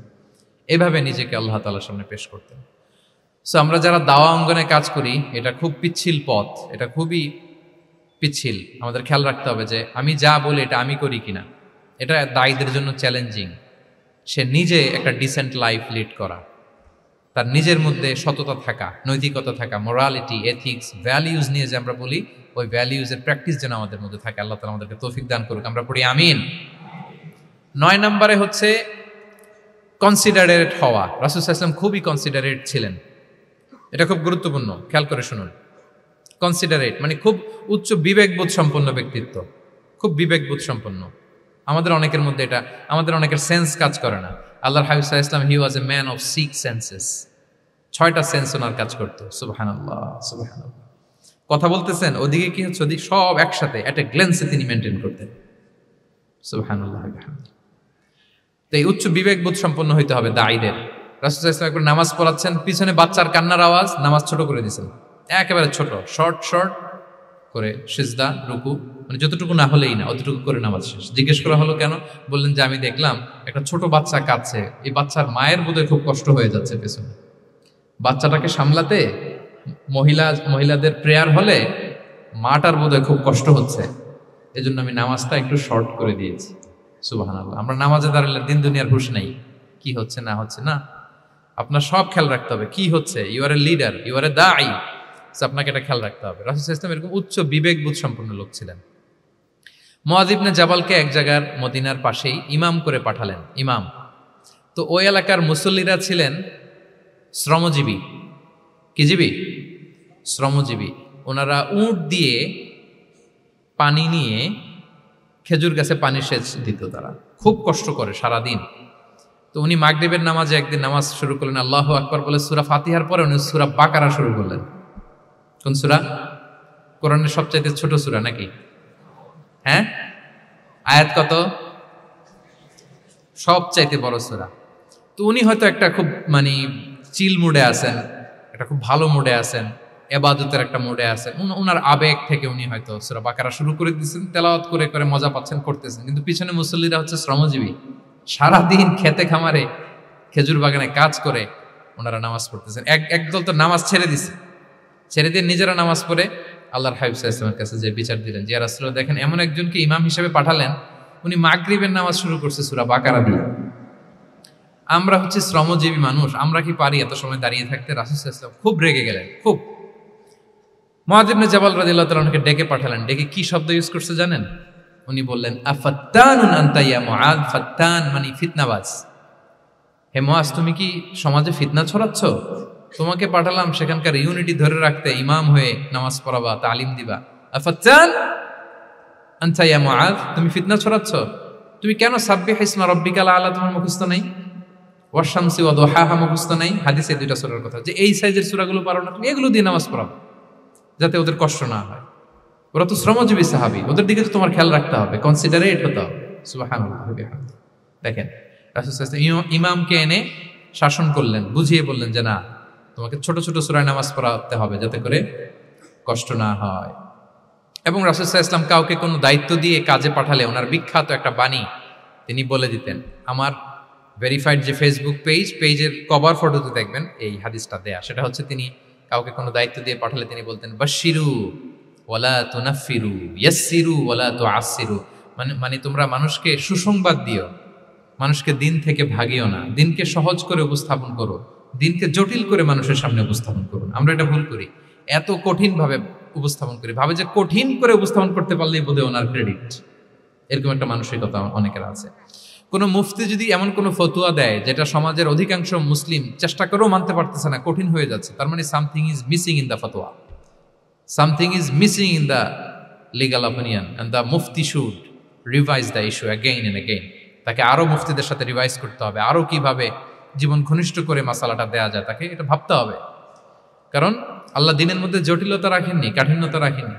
আমরা দিনকে কঠিনভাবে মানুষের কাছে উপস্থাপন করি, মানুষকে ভয় দেখাই, আমরা হতাশ করি, দিন থেকে ভাগাই। রাসূল সাল্লাল্লাহু আলাইহি ওয়াসাল্লাম বলেছেন, খবরদার দিন থেকে ভাগিও না, সহজ করে মানুষের কাছে উপস্থাপন করো, দিনকে জটিল করে মানুষের কাছে উপস্থাপন করবে না। তো তাহলে কনসিডারেট ছিলেন রাসূল সাল্লাল্লাহু আলাইহি ওয়াসাল্লাম, খুব উচ্চ বিবেক বোধ সম্পন্ন ব্যক্তি ছিলেন। একবার মাগরিবের সালাতে অথবা এশার সালাতে হাদিসে এসেছে যে ইহদা সলাতাইল ইশা, মানে মাগরিব অথবা এশায়, হাসান হুসাইন রাদিয়াল্লাহু তাআলা আনহুমাকে নিয়ে তিনি নামাজে গেলেন। নামাজের এক পর্যায়ে সেজদারত অবস্থায় ওনার নাতি হাসান রাদিয়াল্লাহু তাআলা আনহু ওনার কাঁধের উপরে চেপে বসলেন, দীর্ঘ সেজদা দিলেন। এরপর যখন নামাজ শেষ করলেন, সাহাবারা বললেন, ইয়া রাসূলুল্লাহ, এত লম্বা সেজদা দিতে তো কখনো দেখি নাই, নামাজে কি অসুস্থ হয়ে গেলেন নাকি? অথবা নামাজ চলা অবস্থায় কি কোরআনের আয়াত নাজিল হলো নাকি? রাসূল সাল্লাল্লাহু আলাইহি ওয়াসাল্লাম বললেন, কুল্লু যালিকা লাম ইয়াকুন, একটাও না, বরং ওয়ালাকিন নাবনি ইতাহালানি, আমার নাতি আমার কাঁধে উঠছিল। ফাকারিহতু আন উআজ্জিলাহু হাত্তা ইয়াকদিয়া হাজাতা, আমি সেজদায় উঠতে গেলেই তো ও যে খেলতেছে এটা ডিস্টার্ব হয়ে যাবে, সো ওর যতক্ষণ না ওর খেলা শেষ না হয় আমি একটু ওয়েট করতেছিলাম। তার খেলাধুলা শেষে তার সময় যখন হয়েছে, নেমে গেছে, আমি তখন সেজদা থেকে মাথা উঠিয়েছি। কি কনসিডারেট ছিলেন দেখেন, কি উচ্চ বিবেক বোধ সম্পন্ন। অন্যের যাতে কষ্ট না হয়, অন্যের যে কোনো কনসার্ন, এগুলো সব তিনি খেয়াল রাখতেন। সো দাঈদের এরকম সিক্স সেন্সের অধিকারী হওয়ার চেষ্টা করতে হবে। আল্লাহ তাআলা আমাদেরকে তৌফিক দান করুন। কয়টা গেল? 9টা। আর একটা সর্বশেষ, এটা খুব গুরুত্বপূর্ণ, আপনাদের সাথে খুব রিলেভেন্ট। সেটা হচ্ছে প্রপার টাইমিং ফর দাওয়ার জন্য টাইমিংটা খুব গুরুত্বপূর্ণ। প্রপার টাইমে যদি দেন, ওটা ক্লিক করবে, ওটা স্পার্ক করবে। আর যদি সময় মতো না হয়, ওটা কাজ করবে না। প্রপার টাইমে প্রপার দাওয়াটা দিতে হয়, সঠিক সময়ের অপেক্ষা করা, যখন সেই সময়টা আসছে তখন দাওয়া দেওয়া। বুঝতে পেরেছেন না ব্যাপারটা? একটা ছোট্ট উদাহরণ দেই। এক ইহুদি কিশোর রাসূল সাল্লাল্লাহু আলাইহি ওয়াসাল্লামের খেদমত করতো। ইহুদি কিশোর, কোন ধর্মের কিশোর বলেন তো? ইহুদি কিশোর। প্রায় আসতো রাসূল সাল্লাল্লাহু আলাইহি ওয়াসাল্লামের কাছে, আসতো রাসূল সাল্লাল্লাহু আলাইহি ওয়াসাল্লামের সেবা করতো, কিন্তু তাকে কখনো রাসূল সাল্লাল্লাহু আলাইহি ওয়াসাল্লাম দিনের দাওয়াত দেননি। ছেলেটা ইহুদি, কিন্তু তার সামনে কখনো দিনের দাওয়াত তিনি দেন নাই। তো একদিন দেখে যে ওই ছেলে আসে না, লাগাতার এরকম কয়েকদিন যাবত ওই ছেলে আর আসে না। তখন রাসূল সাল্লাল্লাহু আলাইহি ওয়াসাল্লাম খোঁজ নিলেন যে কি হয়েছে। তখন রাসূল সাল্লাল্লাহু আলাইহি ওয়াসাল্লাম শুনতে পেলেন যে ছেলেটা অসুস্থ। ছেলেটা কি অসুস্থ। আল্লাহর হাবিব সাল্লাল্লাহু আলাইহি ওয়াসাল্লাম তার বাসায় গেলেন, যে দেখলেন যে ইহুদি ছেলেটা বিছানায় পড়ে কাতরাচ্ছে, পাশে ছেলেটার বাবা। রাসূল সাল্লাল্লাহু আলাইহি ওয়াসাল্লাম তার মাথায় হাত বুলিয়ে দিলেন, তার খোঁজ খবর নিলেন। এবার রাসূল সাল্লাল্লাহু আলাইহি ওয়াসাল্লাম বললেন, আসলিম, মানে ইসলাম ধর্ম গ্রহণ করো। ফানাযারা ইলা ওয়াজহি আবি, ইহুদি ছেলেটা তার বাবার চেহারার দিকে তাকালো, দেখি আব্বা কি বলে। বাবা যেহেতু দাঁড়ায় আছে, ফানাযারা ইলা ওয়াজহি আবি, বাবার চেহারার দিকে মুমূর্ষু ছেলেটা বাবার চেহারার দিকে তাকালো। তো বাবা বলল, আতি আবুল কাসিম, মানে আবুল কাসিম যা বলে তাই শোনো। রাসূল সাল্লাল্লাহু আলাইহি ওয়াসাল্লামের বড় ছেলের নাম ছিল কাসিম, ফলে ওনাকে আবুল কাসিম বলে মদিনাতে ডাকা হতো। আমাদেরও তো বড় ছেলে বা বড় মেয়ের নাম ধরে ডাকে না? ধরেন যে আপনার বড় ছেলের নাম আব্দুল্লাহ, তো আপনারা বলে আব্দুল্লাহর বাবা। রাসূল সাল্লাল্লাহু আলাইহি ওয়াসাল্লামকে মদিনায় বলা হতো কাসিমের বাবা। তো ছেলেটা যখন বাবার চেহারার দিকে তাকালো, বাবা বলল, আতি আবুল কাসিম, তুমি আবুল কাসিমের অনুসরণ করো, যা বলে তাই শোনো। ছেলেটা তখন পড়তে আরম্ভ করলো, আশহাদু আল্লা ইলাহা ইল্লাল্লাহ ওয়া আশহাদু আন্না মুহাম্মাদুর রাসূলুল্লাহ, মানে মুসলিম হয়ে গেল। রাসূল সাল্লাল্লাহু আলাইহি ওয়াসাল্লাম ইহুদিদের ঘর থেকে বের হয়ে আসলেন আর বললেন, আলহামদুলিল্লাহিল্লাযী আনকাযাহু মিনান নার, বুখারীর বর্ণনা। প্রশংসা সে আল্লাহর, যে আল্লাহ এই ছেলেটিকে জাহান্নাম থেকে মুক্তি দিয়ে জান্নাতি বানিয়ে নিল। দেখেন, রাসূল সাল্লাল্লাহু আলাইহি ওয়াসাল্লাম একটা প্রপার টাইমিং এর অপেক্ষা করতেছিলেন। এতদিন রাসূল সাল্লাল্লাহু আলাইহি ওয়াসাল্লামের ঘরে যে ইহুদি কিশোর খেদমত করে, কাজ করে দিয়ে আসে, একদিনও দাওয়াত দেয় না। রাসূল সাল্লাল্লাহু আলাইহি ওয়াসাল্লাম একটা ভালো সময় খুঁজতেছিলেন। শুরুতেই যদি দাওয়াত দেয়, ওই ছেলে আশাই বন্ধ করবে, ভাববে খাইছে, আমার তো ধর্মান্তরিত করতে চায়। ঠিক কিনা বলেন? যে আমার একটা ফেইথ আছে, সে তো আমার ফেইথ কেড়ে নিতে চায়, বা তার বাবাও ভয় পাবে। রাসূল সাল্লাল্লাহু আলাইহি ওয়াসাল্লাম যখন অনেকদিন তার সাথে মিশলেন, রাসূল সাল্লাল্লাহু আলাইহি ওয়াসাল্লামের ব্যক্তিত্ব, রাসূল সাল্লাল্লাহু আলাইহি ওয়াসাল্লামের কথা বার্তা, আচরণ, মানসিকতা সব দেখে যখন এই ইহুদি ছেলে, তার বাবা ইমপ্রেসড, এবং ছেলেটা শুয়ে আছে বিছানায় মুমূর্ষ, এই প্রপার একটা টাইমিং এর অপেক্ষায় রাসূল সাল্লাল্লাহু আলাইহি ওয়াসাল্লাম ছিলেন। যখনই সেই সময়টা এসেছে, রাসূল সাল্লাল্লাহু আলাইহি ওয়াসাল্লাম দাওয়াত দিলেন, মুহূর্তের মধ্যে ক্লিক। আল্লাহু আকবার। এই প্রপার টাইমিং এর অপেক্ষা আমাদেরকে করতে হবে। এই সুযোগটা কিন্তু আপনাদের আছে। আমি শুরুতেই বলেছি যে ডক্টরস যারা, তাদের কাছে মানুষ কখন আসে? সুদিনকালে না দুর্দিনকালে? বলেন, তার বিপদ এর চেয়ে বড় বিপদ নাই। ক্যান্সার নিয়ে আসছে, ডায়াবেটিক্স নিয়ে আসছে, অসুস্থ, অসহায়, মানে ভাবখানা এমন, আপনি ছাড়া তার আর কোনো গতি নেই। ঠিক কিনা বলেন? এই প্রপার টাইমে যখন আপনি মনে করবেন যে now it's high time to give দাওয়া, জাস্ট ডু ইট। যখন মনে করবেন যে না, এখন একটা সুন্দর সময়, এখন বললে এটা কাজে দিবে, ওই সময়টাকে আপনি কাজে লাগান। তাহলে দাওয়া মেথোডোলজি সর্বশেষ পয়েন্ট হচ্ছে প্রপার টাইমিং ফর দাওয়া। যখন দাওয়া দিলে কাজে লাগবে, ঠিক তখন দিতে হবে। কি পারা যাবে তো ইনশাআল্লাহ? আল্লাহ তাআলা আমাদের সবাইকে তৌফিক দান করুন। তাহলে প্রিয় ভাইয়েরা, আমি একটু রিভাইজ করি আপনাদের সাথে কি কি নিয়ে কথা বললাম। প্রথমে আমরা বলেছি যে আমাদের মধ্যমপন্থী হইতে হবে, বাড়াবাড়িও করা যাবে না, ছাড়াছাড়িও করা যাবে না, আমরা কোথায় থাকবো? মাঝামাঝি। এরপরে আমরা বললাম ওরাল দাওয়ার চেয়ে প্র্যাকটিক্যাল দাওয়া, লিভিং দায়ী হইতে পারলে ওইটার ইফেক্ট অনেক বেশি। এরপর আমরা আল্লাহর হাবিব সাল্লাল্লাহু আলাইহি ওয়াসাল্লামের সিরা এবং সুন্নাহ থেকে 10টা মেথোডোলজি, দাওয়া মেথোডোলজি আলোচনা করেছি। তার প্রথমটা ছিল ভেরি সফট অ্যান্ড মাইল্ড, দাওয়া ল্যাঙ্গুয়েজটা সফট অ্যান্ড মাইল্ড হতে হবে। 2 নাম্বার, কোশ্চেন থ্রো করতে হবে অ্যাটেনশন ড্র করার জন্য। 3 নম্বরে, visual explanation to make the দাওয়া মোর ইফেক্টিভ অ্যান্ড প্রোডাক্টিভ। তারপরে 4 নাম্বার, গ্রাজুয়ালিটি, ধীরে ধীরে, ধাপে ধাপে, একবারে সব চাপিয়ে দেওয়া যাবে না। 5 নম্বরে, ইমোশনাল ইন্টেলিজেন্স ইউজ করতে হবে। 6 নম্বরে, ফুল অফ লাভ, দাওয়া should be full of love. 7 নম্বরে, কাউকে শুধরে দিতে চাইলে লজ্জা দিয়ে অন্যের সামনে শুধরে দেওয়া যাবে না, রাসূল সাল্লাল্লাহু আলাইহি ওয়াসাল্লাম যেভাবে শিখিয়েছেন ওইভাবে কারেক্ট করতে হবে। 8 নম্বরে, দাওয়া should be applied in yourself, আগে নিজের মধ্যে। 9 নম্বরে, কনসিডারেট হইতে হবে, উচ্চ বিবেক বোধ সম্পন্ন। 10 নম্বরে, প্রপার টাইমিং, ঝোপ্প যে কোপ, বাংলা একটা কথা বলে না, কি বলে? ঝোপ্প যে, তার মানে সময় মতো, সময়ের 1/4, অসময়ের সময় মতো। যখন আপনি মনে করবেন it's high time to give দাওয়া, ডু ইট, এটা করেন। এইভাবে আল্লাহ রাসূল সাল্লাল্লাহু আলাইহি সাল্লামের দাওয়া মেথোডোলজি ফলো করে যদি আমরা দাওয়া কাজ করি, দাওয়াটা প্রোডাক্টিভ হবে এবং খুব ইফেক্টিভ হবে। আশা করি আল্লাহর হাবিব সাল্লাল্লাহু আলাইহি সাল্লামের এই যে দাওয়া মেথোডোলজি, এবং এটা কিভাবে আমাদের সাথে রেলেভেন্ট হতে পারে, কিভাবে এটাকে আমরা ইফেক্টিভ করতে পারি আর প্রোডাক্টিভ করতে পারি, এ ব্যাপারে আপনারা একটা মোটামুটি ধারণা পেয়েছেন। আল্লাহ তাআলা আমাদের সবাইকে কথাগুলো বুঝার ও আমল করার তৌফিক দান করুক।